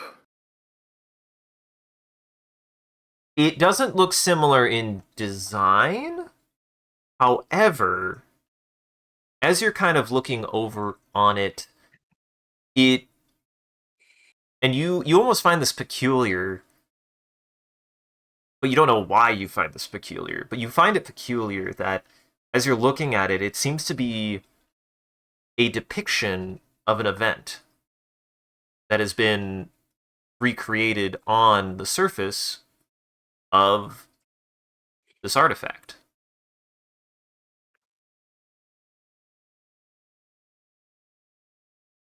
Do you mind if I take a closer look at that? I'm sort of studying these Oh, I'm sorry. artifacts. Uh, uh, what's your name? Who are you? Who'd you study under? My name is Kolya, and it's not so much a professional capacity as it is more of a hobby. Uh, Technically, I'm currently contracted under Starbus, but I'm, I'm a planetologist professionally. Hmm. Well, good.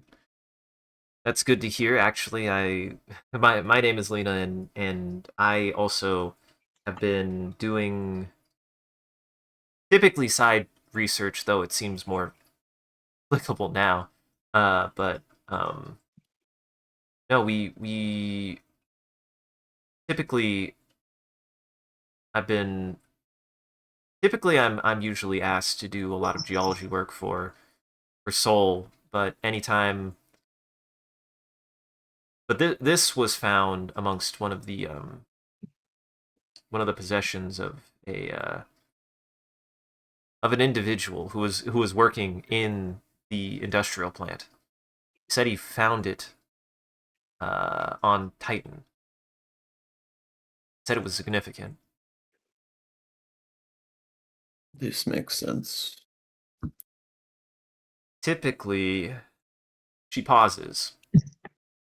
Typically, I'm actually supposed to report the findings of these artifacts to Soul for confiscation as contraband. Every now and then I do get a hand on one and be able to a chance to look at it. This one we found, it's not the first kind of its kind that we've found. I've seen this kind before, but still puzzles me what it would have been for. I've noticed that consistently they have some kind of marking on the outside of the artifact, but You can also tell that she's like handling it. She's holding it fine. By the way, she's not. She's touched it. Doesn't seem like it's anything weird about it. She says the markings aren't consistently ever the same, but they do seem to be some kind of denotion of some kind. They do seem to be showing something or saying something. You haven't been able to determine what. Do you mind if I take a closer look? Sure, I guess. Um, I take a okay. closer look. You take a closer look. How is Catbutt? How is Kolya getting in there? I mean, I don't feel like I have any relevant tools. I mean, I guess I have that optic. If I want to really get in there. Um, but I firstly just want to like get a sense of what the like images on it are.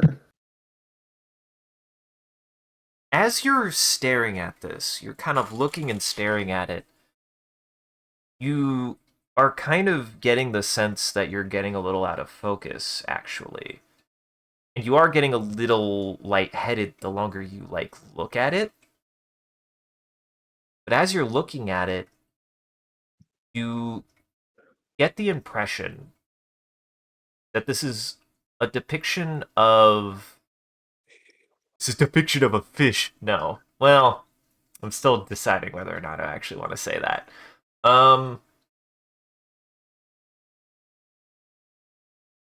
You get the impression that it is directly tied to Titan, and that it is directly tied to a specific location on Titan where something happened. In the sense that like there's a location depicted or like That it is depicting an event that happened at a location. Gotcha. And that event had something to do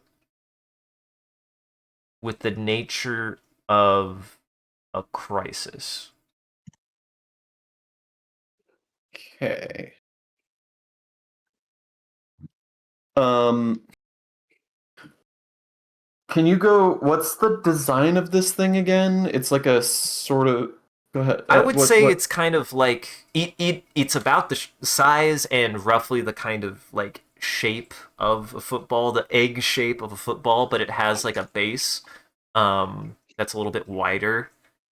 Actually, no, I Okay. won't do that. It's just flat on the bottom. Don't ask why. I had a thought. I was like, no, I shouldn't do that.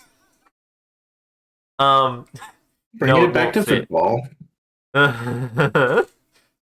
But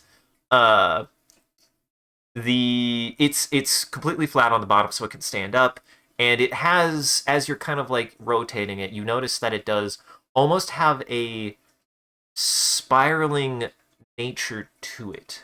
There are ridges that you can actually feel as you run your hand across the top, from the bottom to the top of this kind of oblong shape. That there are about seven. There are seven ridges that all come to the point at the top, slightly spiraling around the outside of this artifact. Um, I'm gonna set it up on its base and then like run my fingers along the ridges.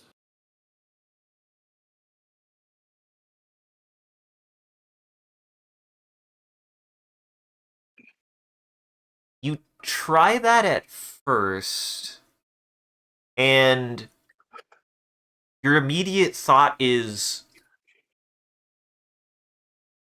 it feels like you're reading a book from the but it feels like you're reading a book, but you're trying to read it from the bottom of the page up, to the left. You're reading it the wrong direction almost.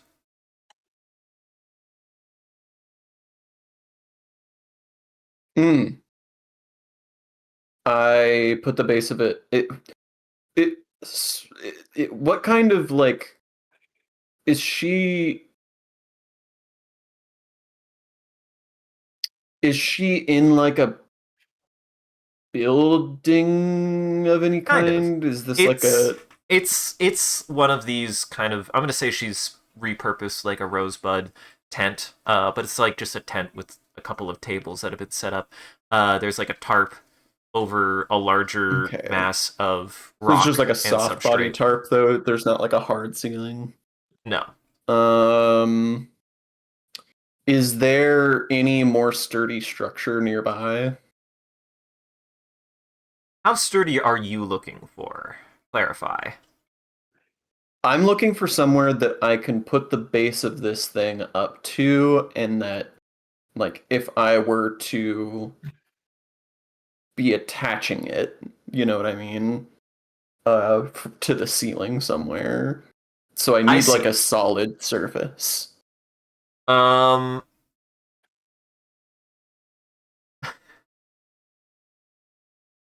I have some.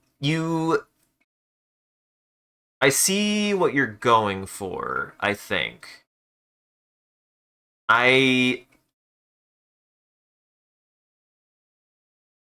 will say that as you're kind of like thinking and considering that, it does seem to like sit and stand itself up just fine the way that it is on the table. And that is like Mhm. secure. Like if you were to set it down that way facing up towards you, um, based on how I understand that you were just like running one hand, like one finger just off one of the ridges, right? You get the Yeah, impression that that feels correct in a certain way, but it's more involved than that. sure. But the orientation doesn't matter. You don't need to like stick it on top of something.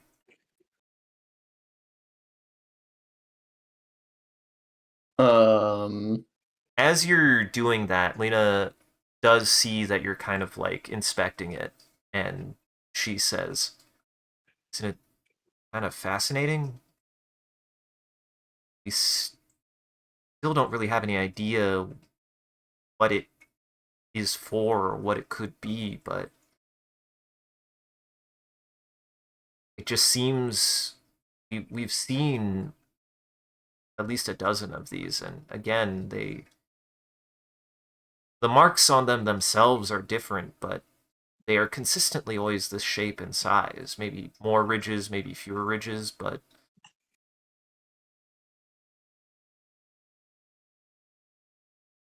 hmm. Do I know how when I've seen these things that are the way that bodies deform, um, do the hands generally like split or merge or like do anything strange?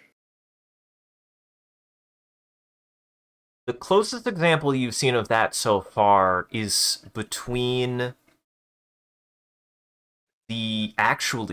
the between Cujo's wife.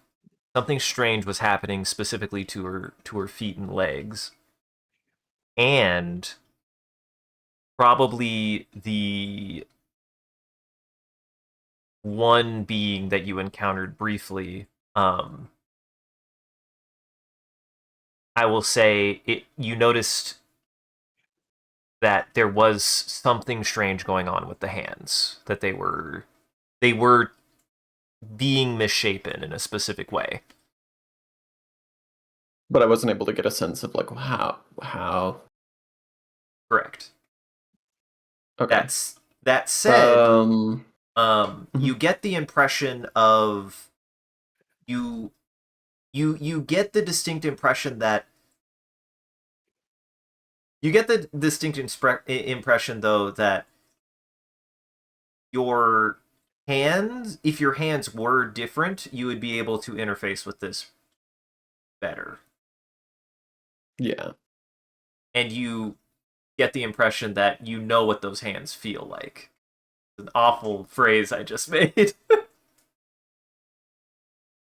Yeah, I remember having this vision or having this sort of dream experience. Um, I'm gonna try to like mimic with my hands the like way that the hands were in that dream. Mhm. Um, and try to like run my fingers all of the available digits along the ridges. It definitely is more difficult, and you aren't by any means like fluent, but kind of placing your palm near the top and having your fingers run around it circularly and up, you get a clearer picture. And this is you you again are able to at least pick out pieces of what seems to be a document of a situation that was being discussed on Titan.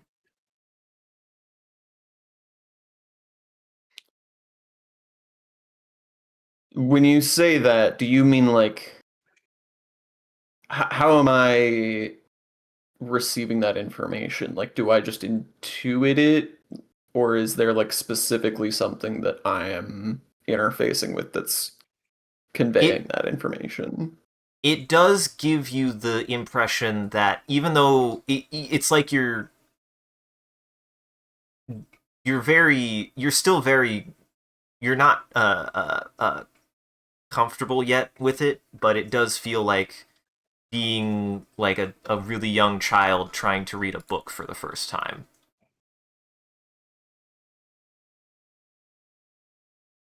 I guess on a like completely practical level though, like is this am I like feeling it something out like Braille, or does it just feel like I understand the information without knowing where it's coming from? Like, what is the like actual mechanism by which I'm receiving that information? Um, First, I will say I think it gives you the impression you get is it does feel like it's some kind of textured depiction that would be similar to Braille. And right now you still feel like a little bit of that buzz in your head, and there seems to be some kind of connective connective tissue, for lack of a better term, and like impression that like you're you're able to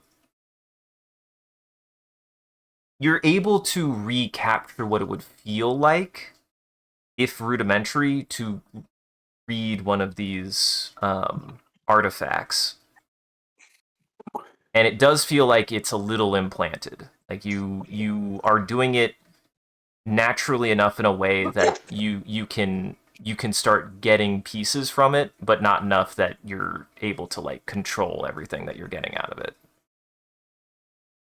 Okay. Um. Hmm.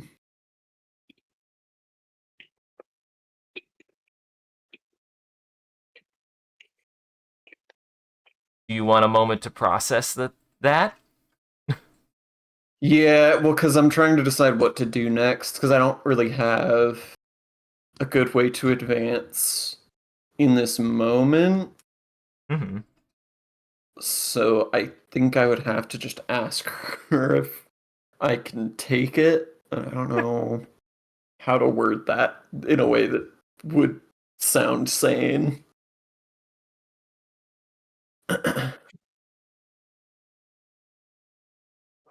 I will. I'll put a pin in that, because I'm also like I don't know a better time to switch scenes actually. This But is the part of the night, unfortunately. I do have to ask when we want to wrap up, since unfortunately Thursdays are very early for me. okay. If that is the case, um, I would say if you Sean are okay with it, I would like to hold on that scene maybe, because I do think I have at least one more solid scene with uh Fred, and then we can start wrapping it up if that works for you. Okay, Fred, you don't have a dream. However, you do.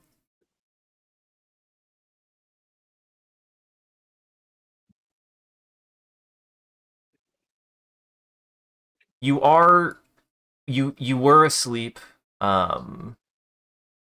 until you're woken up by the sound of a crack, a sharp crack, of repeated cracks. And shortly later, after that, you do audibly hear somebody scream. Okay. Yeah. I burst out of the blanket, throw my sack on my back, uh, any sort of armor I've got prepared, all the provisions that I was talking about before taking the nap, and start running towards the sound, pretty much guns blazing. As you're doing that, you hear the sounds of boots moving rapidly out from the camp that you were. I believe you took a nap in the kind of like infirmary area, and you catch a glimpse of a Milsect officer who stops for a moment and points to you and just says, "What are you doing? Get up! You gotta go! Yeah. You gotta get out of here!" What's going on? I'm running towards the thing. What's happening? Which he just says,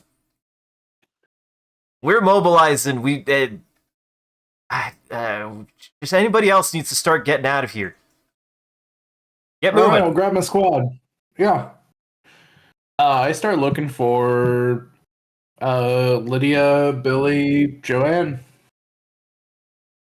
As you step out of the tent, there is a cacophony around you. You're starting to hear gunfire more rapidly coming from the direction that the Milsect officer was running towards. You look around at first and you don't see sight of any three of them.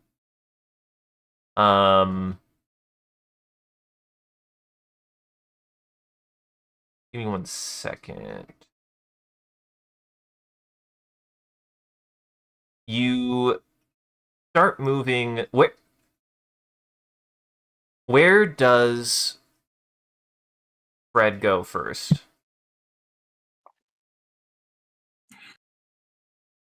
I mean, if it sounds like we're evacuating or mobilizing, like, I guess I really start trying to take stock of where others are running. Are people getting in cars and trying to drive off and retreat? Are people running towards some action, and you hear gunshots? Like, what kind of You because take so- Oh, go ahead. I feel like a lot of it's going to end up being stumbling around, trying to get my bearings. Right now, I'm not going towards the action anymore. Like, If a guy was telling me we're getting out of here, then it's like, well, I guess that means we're not, you know, sticking our ground and being pew pew. I'd say you take stock of the situation and you do look around and you are able to spot a couple of key things. It seems that you look over to where the fire is coming from and you see a group of Milsect officers uh, firing out the direction that you originally came from. Over with them, you actually are able to spot Billy. As you look Okay. around, you see still a group of you see a commotion of kind of civilians, and you're able to catch glimpses of Lydia, but she's like caught in between a bunch of these people who seem to be panicking. And as you're looking around, you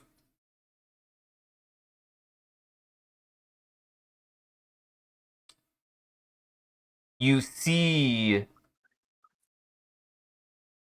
Joanna with the rifle uh, going towards the Milsect officers.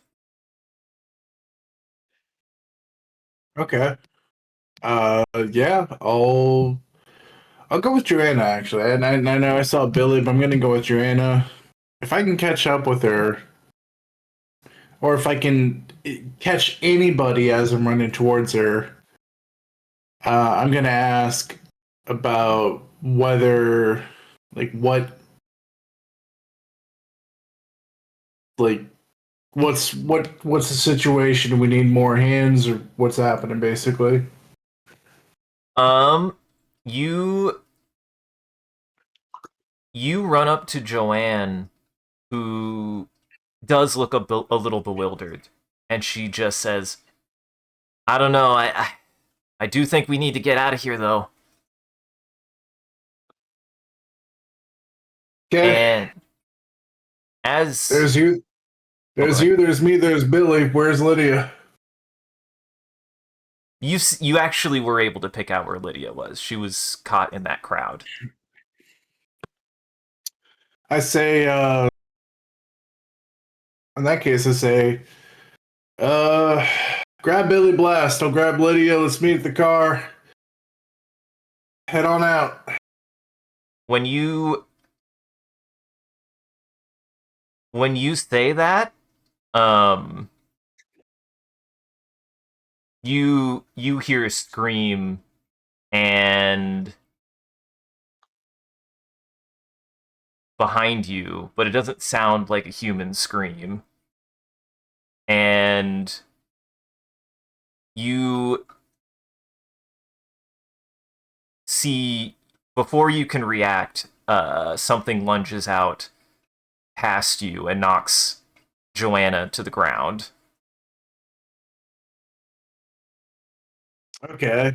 Funnily enough, I have a pretty instinctive response of what I think I know what to do, Okay. which is, firstly turn around, of course, because I sounds like there's a creature right behind us,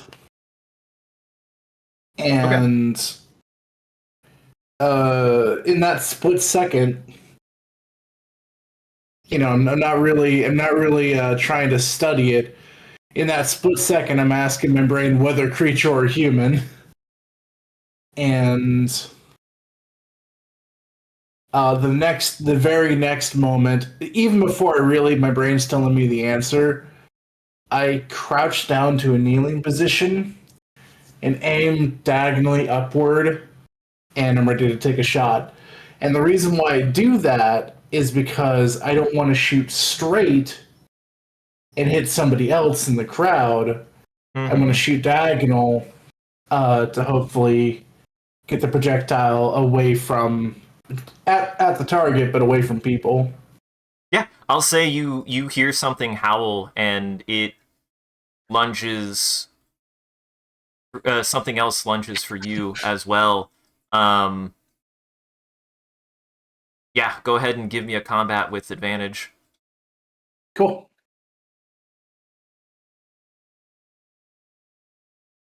The best roll is a 37, and I need 39 under 39.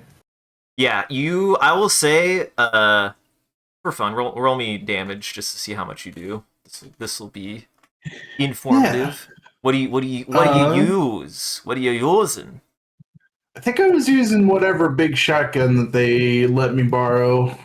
assuming they haven't taken it back. Yeah, the compact. I would have restocked that. Let me put that back at four bullets and 3 shells on hand. Mm-hmm. So I definitely would have reloaded that thing. And I forgot what kind of damage does it do? Is it like 3? It's 4, so it was something. I don't know if I For actually have the damage. D10. 4d10. All right. It is 26 damage. Okay. Yeah. You do that, and it kind of like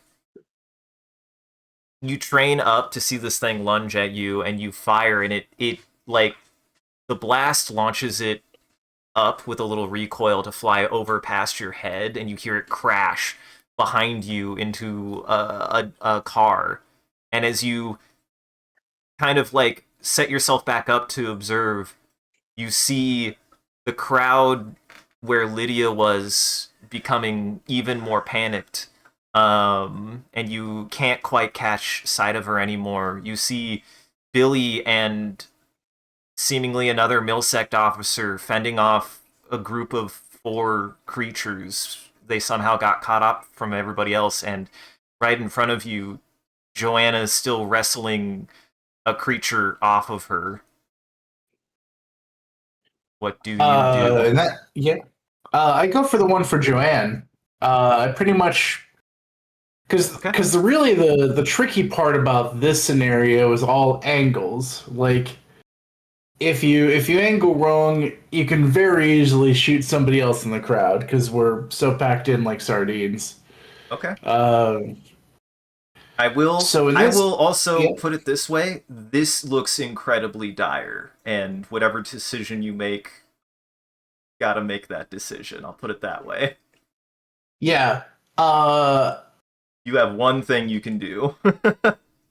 so if Joanne and Creature are struggling like this, Hmm. I come at it at the side and Okay. basically just try to plant the gun into its side and take the shot. Like this is point blank, touching barrel to creature kind of deal. Yeah, I'm gonna say you go ahead and succeed that and are able to, especially because you responded like immediately. Um, you you press the shotgun against the side of it and fire into it, causing it to barrel off of Joanna immediately, and you help her up. And Yeah. she looks slightly bewildered and is like, "Okay, let's go." Mhm. That said, Yeah. hey Jackson, Hmm. hey Jackson, Yeah. uh, assign a Lydia and assign Billy high and low, and roll a d100. Oh man. All right. Well, a single D100 for them. All right. Yep. Is this where one of the oh no? Which Is one? this Well, where one of actually, them dies? which one did you assign high, and which do you assign low? I knew from the very beginning. My heart of hearts said that Lydia was high, Billy was low. Okay. Rolled a 92.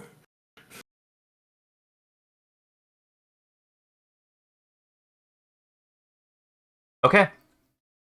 You help Joanna to her feet, and as you do, she looks around and is like, and as you look over to the crowd, you see Lydia struggling and is able to break free out of the crowd and sees you guys and starts sprinting towards you. And you look over to Billy and you see him fighting with this other Milsect officer, and that who is suddenly pinned to the ground by another creature, and he turns to try to fire at it, and another creature jumps on him from behind, and you can't see from the position you are, but you hear him scream bloody murder. You just hear him let out a shriek. Is there any way that we can close distance, or is it too much And then the between us and shrieking Billy? stops.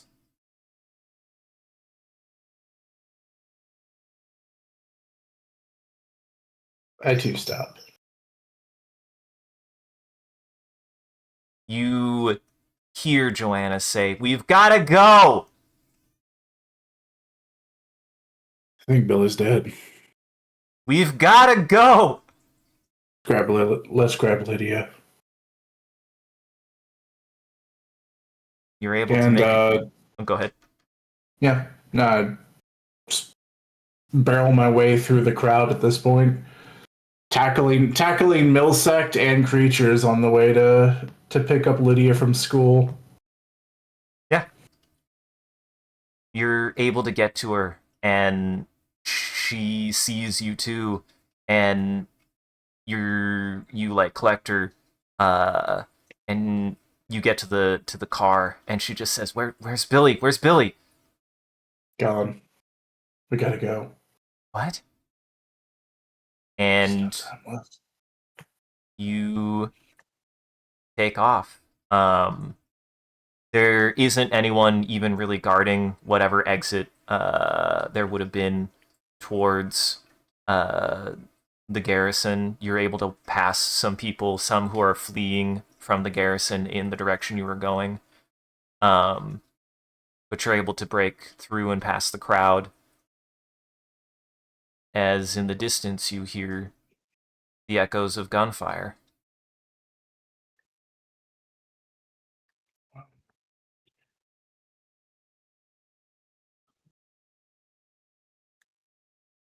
I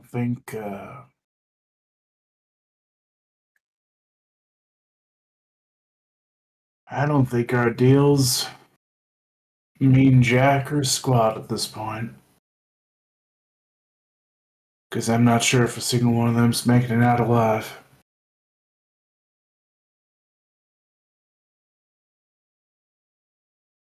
You look over to see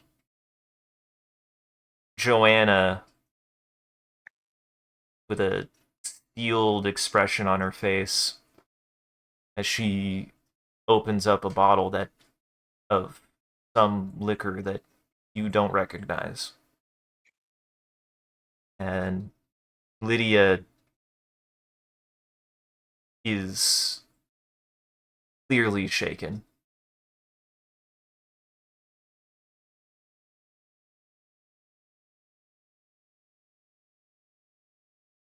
I speak low to Joanne and I say,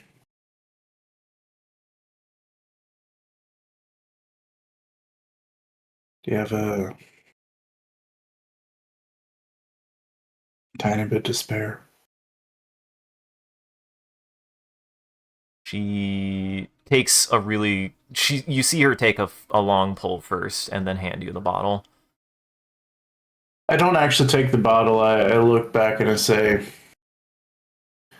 hey kid, I'm driving. Take a tiny sip. You Joanna nods and looks at Lydia, who is still shaking, maybe trying to hold back sobbing. Joanna gently rests the bottle next to her and just says, "It's gonna be okay."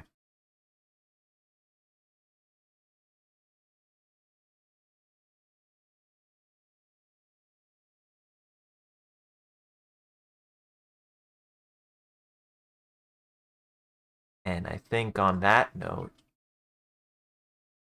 I think if it sounds like is that you're that's probably the best stopping point we're gonna get. I believe so, yeah.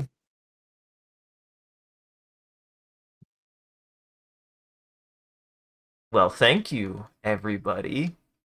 The moment to let that. I will say I didn't.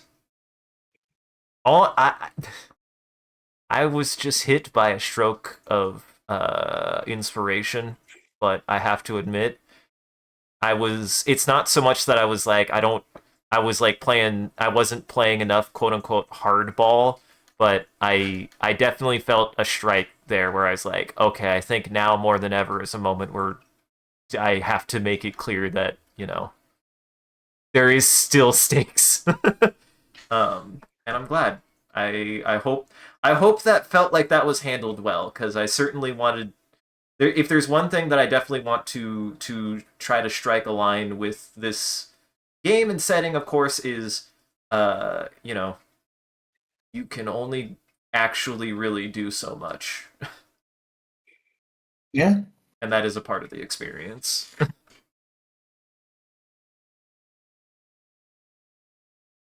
But rip Yeah. Billy. But rip Billy. We all knew it had to be him. It was We always tried- going to be him. We tried genuinely so hard I was to. a little surprised, though that might have been the way that I set up the scene. I still am a little surprised you didn't immediately try to prioritize Lydia. I am a little surprised about that, but I like it a little bit too. Because Joanne and I are the parents, and we had to go. We had to go meet up to go grab the kids. Uh-huh. Yeah. Do know Lydia could have died.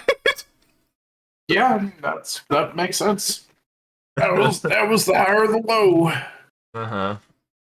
I also Yeah. felt really good about that, making that be like, this is a hard enough point that is like, you know, I definitely wanted to make that feeling of like you were still on some level there was the feeling of responsibility, I hope. Which is intentional. 100%. Yeah, because we don't truly know. Like, the shriek stopped, but he could have theoretically just been knocked out. There's a chance that he still could have been saved if he had just been knocked out instead of just, straight up out and out killed. So there's some guilt there, because that had to be a gut call of like, I have three people that right now in this moment are for sure living and need to go. Otherwise, they might not be living for very much longer. If I hadn't So- gotten caught up in the moment, I should have also done this.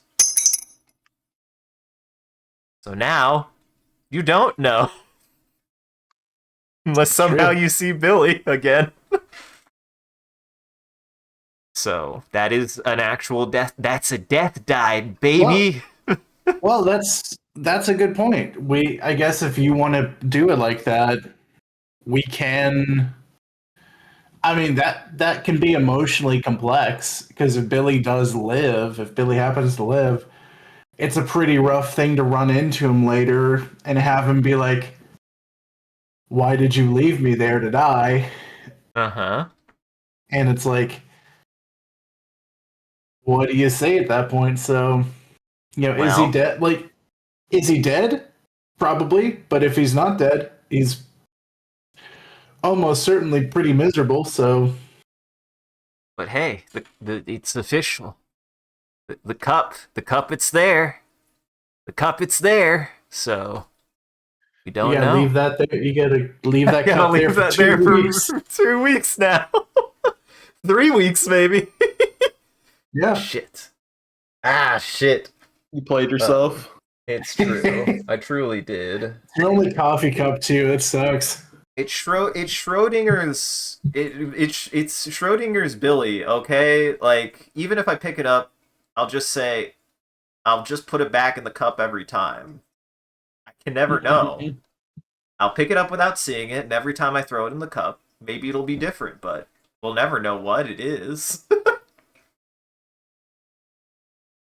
But yeah, I definitely wanted to have our first moment of that, since we are, I would say, very securely like well past the halfway point, and my goal now is to start getting us towards some bigger climax stuff. And when I say halfway point, that doesn't mean double our current position. I think we're well over halfway, and now we're moving towards climax and conclusion through the next series of sessions. Yeah. I'm feeling good. I'm feeling good about it though. I liked this session. It went places. I hope everybody had a good time too. Yeah. Well, It's good stuff. before the end of every stream, for everybody out there, we're gonna do one more thing. Before almost kicked him on mistake. He's in the danger zone. He's in the foot danger zone where he will blame me if my foot is in the wrong spot, and he will attack me. Cause, yep, there it is. Get off my foot, sir.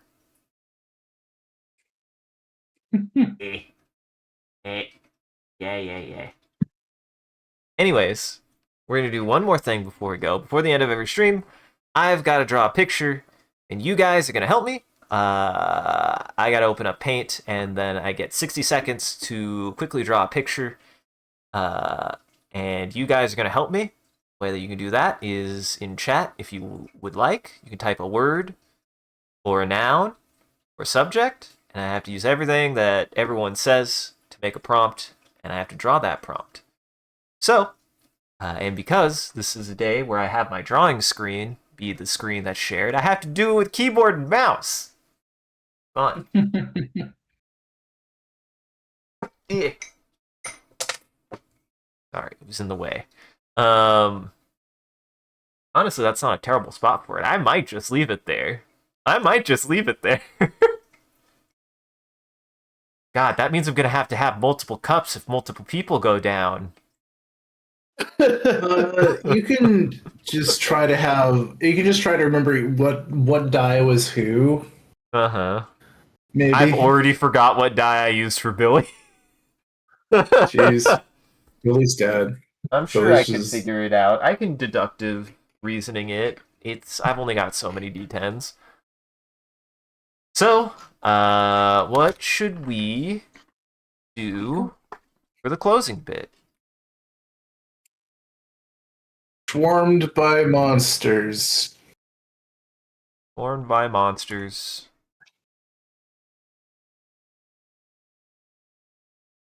Any thoughts, In your- Sean? Touching a funny egg. Touching the funny egg. What were you gonna say, Jackson?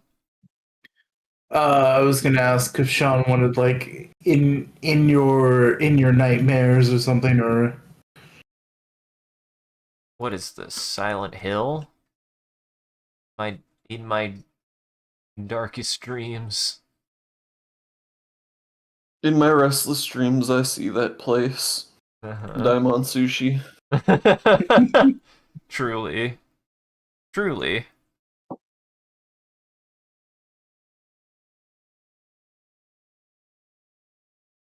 I also liked a lot of the I just genuinely liked a lot of the character interactions we had, because I know we've had a lot of like good individual moments up to this, but I liked that a lot of them have had a really clear emotional core to a lot of them. I liked that, especially between both you Kolya and Quincy, and you Fred and Billy, especially because he's dead now. Mm-hmm. I like that. I'm glad he's dead. I'm glad he's dead, and I hope I'm you glad. feel bad. Jeez. Uh, We could have used a Billy. could have used a Billy. You could have used a Billy. It's true. Billy was blasted. Uh-huh.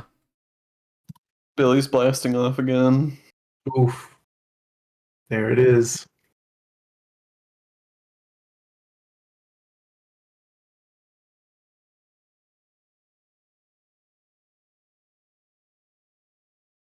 Like that. Ooh. Yeah, that actually looks really cool.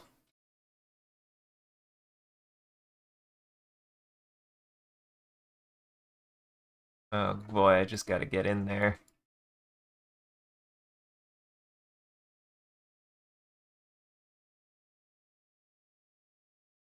Uh,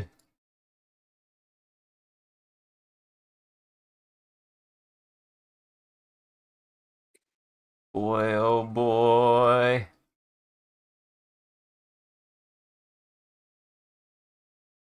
All right. Well, if you want to see that picture, stick around to the very end. I also do a bit of a closing bit. We do raid at the end of every stream, so that way the vampires in our chat can keep watching. Just everybody else out there, make sure to go lock your doors and windows. It is almost lunchtime for vampires. And thank you for joining, everybody. I hope you had a good time, and I hope you enjoyed the show. If you're able to join the live show, thank you for stopping by and chatting and watching. If you're watching this in the future, thank you for taking the time to go back and rewatching the VOD. We appreciate it. If you're out there and you enjoyed this and you want to see more of what we're up to, I recommend scrolling down below and following, or clicking any of the links. There's a link to all the socials and the Discord. We post when we go live on any one of those platforms, as well as anything else that we're up to, and just generally, you can come hang out with the rest of the community on the Discord. You can find them here. It's a good time in there. We post all sorts of bullshit in there all the time. So go say hi to everybody in the Discord, especially if you enjoyed it here.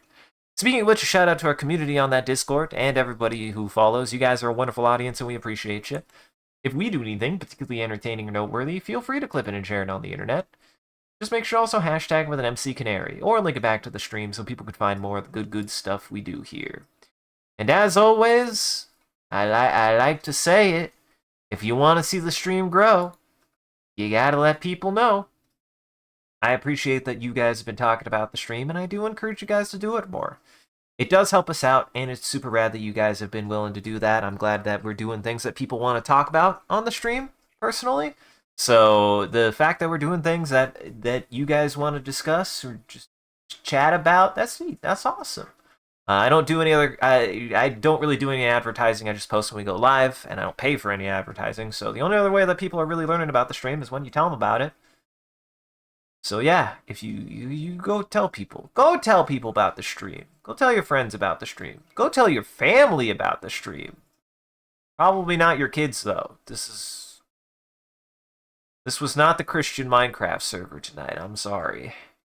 Unless you're like 50 and you have kids that are not 50. Yes. Interesting. Yes. If you would show Alien to your kid, you might be able to share this stream with your kid. And as always, a huge thank you to all of our supporters on Patreon, Coffee, and Twitch. Your generosity allows us to continue to expand the stream as well as take on more projects, and the stream would not be made possible without viewers like you, so we thank you. If you wish to see your name added to this list, as well as some other benefits you can get, you can always subscribe directly on Twitch, or check out the Patreon and Coffee here. That link tree will show you, or those links will show you everything that you could get. And any amount is always appreciated. Once again, thank you. I do have some commissions available for magic tokens if you want a magic token drawn for you, but I'm also always available for tokens. Again, if you ever, or for commissions in general, if you want to commission me, I recommend at the moment join the Discord, just reach out, kind of engage a little bit, get used to everybody around, get used to me, get an idea of what I do, what we're about. So, yeah, go do that. I appreciate it, no matter what. I appreciate it. And thank you to mods who do a wonderful job of holding back the robot army and preventing becoming famous. And thank you, Sean and Jackson, for another session of Mothership with me. I hope you had a good time. I had a great time. I can't see your faces. I don't know how to tell you this. I can't see your faces. We're both shaking our heads and grimacing. Good. That's what this is a horror game. You're not supposed to have fun. I'll grimace all the darn well, please. Do either of you have housekeeping? I'm guessing they're shaking their head at me more. I can only guess. Well, go check everybody else out in Goblin Entertainment here. That link tree has links to everyone. Gaboob. That link tree has links to everyone's channels and everything they've done and they've been up to, and you can find more of my stuff here. That link tree has links to of everything that I post to, just more. You can find a collection of all the things that I do there. I do recommend checking out the VOD channel, honestly. The VOD for this will be available in the morning, or should be, as long as Twitch doesn't break. So if you came in late, as well as the other episodes that we have run of the Mothership game, you can find it all there on the VOD channel, and more. On that note, the more to come. I don't know if I like the way I phrased that, but that's the way I phrased it tonight, guys, so I don't know what to tell you. But for the rest of the week, tomorrow should be doing more of the finals with James and Aqua. And then Friday should be, I believe, doing some animation, it sounds like. And then Saturday should be James and his brother Kenneth doing more Star Citizen. And then Monday we'll be back around, and it'll be you and I, Sean, doing more I Was a Teenage Exocolonist. So, if any of that, again, sounds interesting to you, go follow on all the places. Go hit up the Discord. It's probably the best place to find out when we're doing shit. You want something, sir? You have my attention. He's here. So, on that note, thank you all, everybody, for joining. We're gonna go say hi to Darren. He's playing Elden Ring. So, he's doing a faith build, it sounds like. So, everybody go say hi to him. We like the wizard. Otherwise, have a good evening, everybody. Take it easy. Jackson, is there anything you'd like to tell the audience? Always remember to hug your friends. I hit the wrong button. Sean, is there anything you'd like to tell Uncle Brian?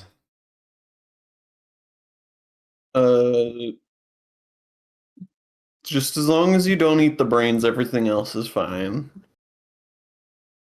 Cannibalism's okay, just don't eat the brain. I think that's true. As far as getting your pylons or whatever. Uh-huh. You do not want to construct additional pylons. You do not want to construct additional prions. This is true. You do not want that. That's not going to be good for your health or your sanity. It's not good for this creature. Look at him. Oh, so cute. You've been captured on the internet forever, buddy. What do you have to say?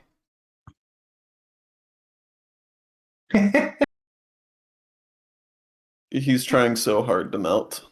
You can't do it though. Yeah, he wants to slip through your fingers. So badly. Look at him.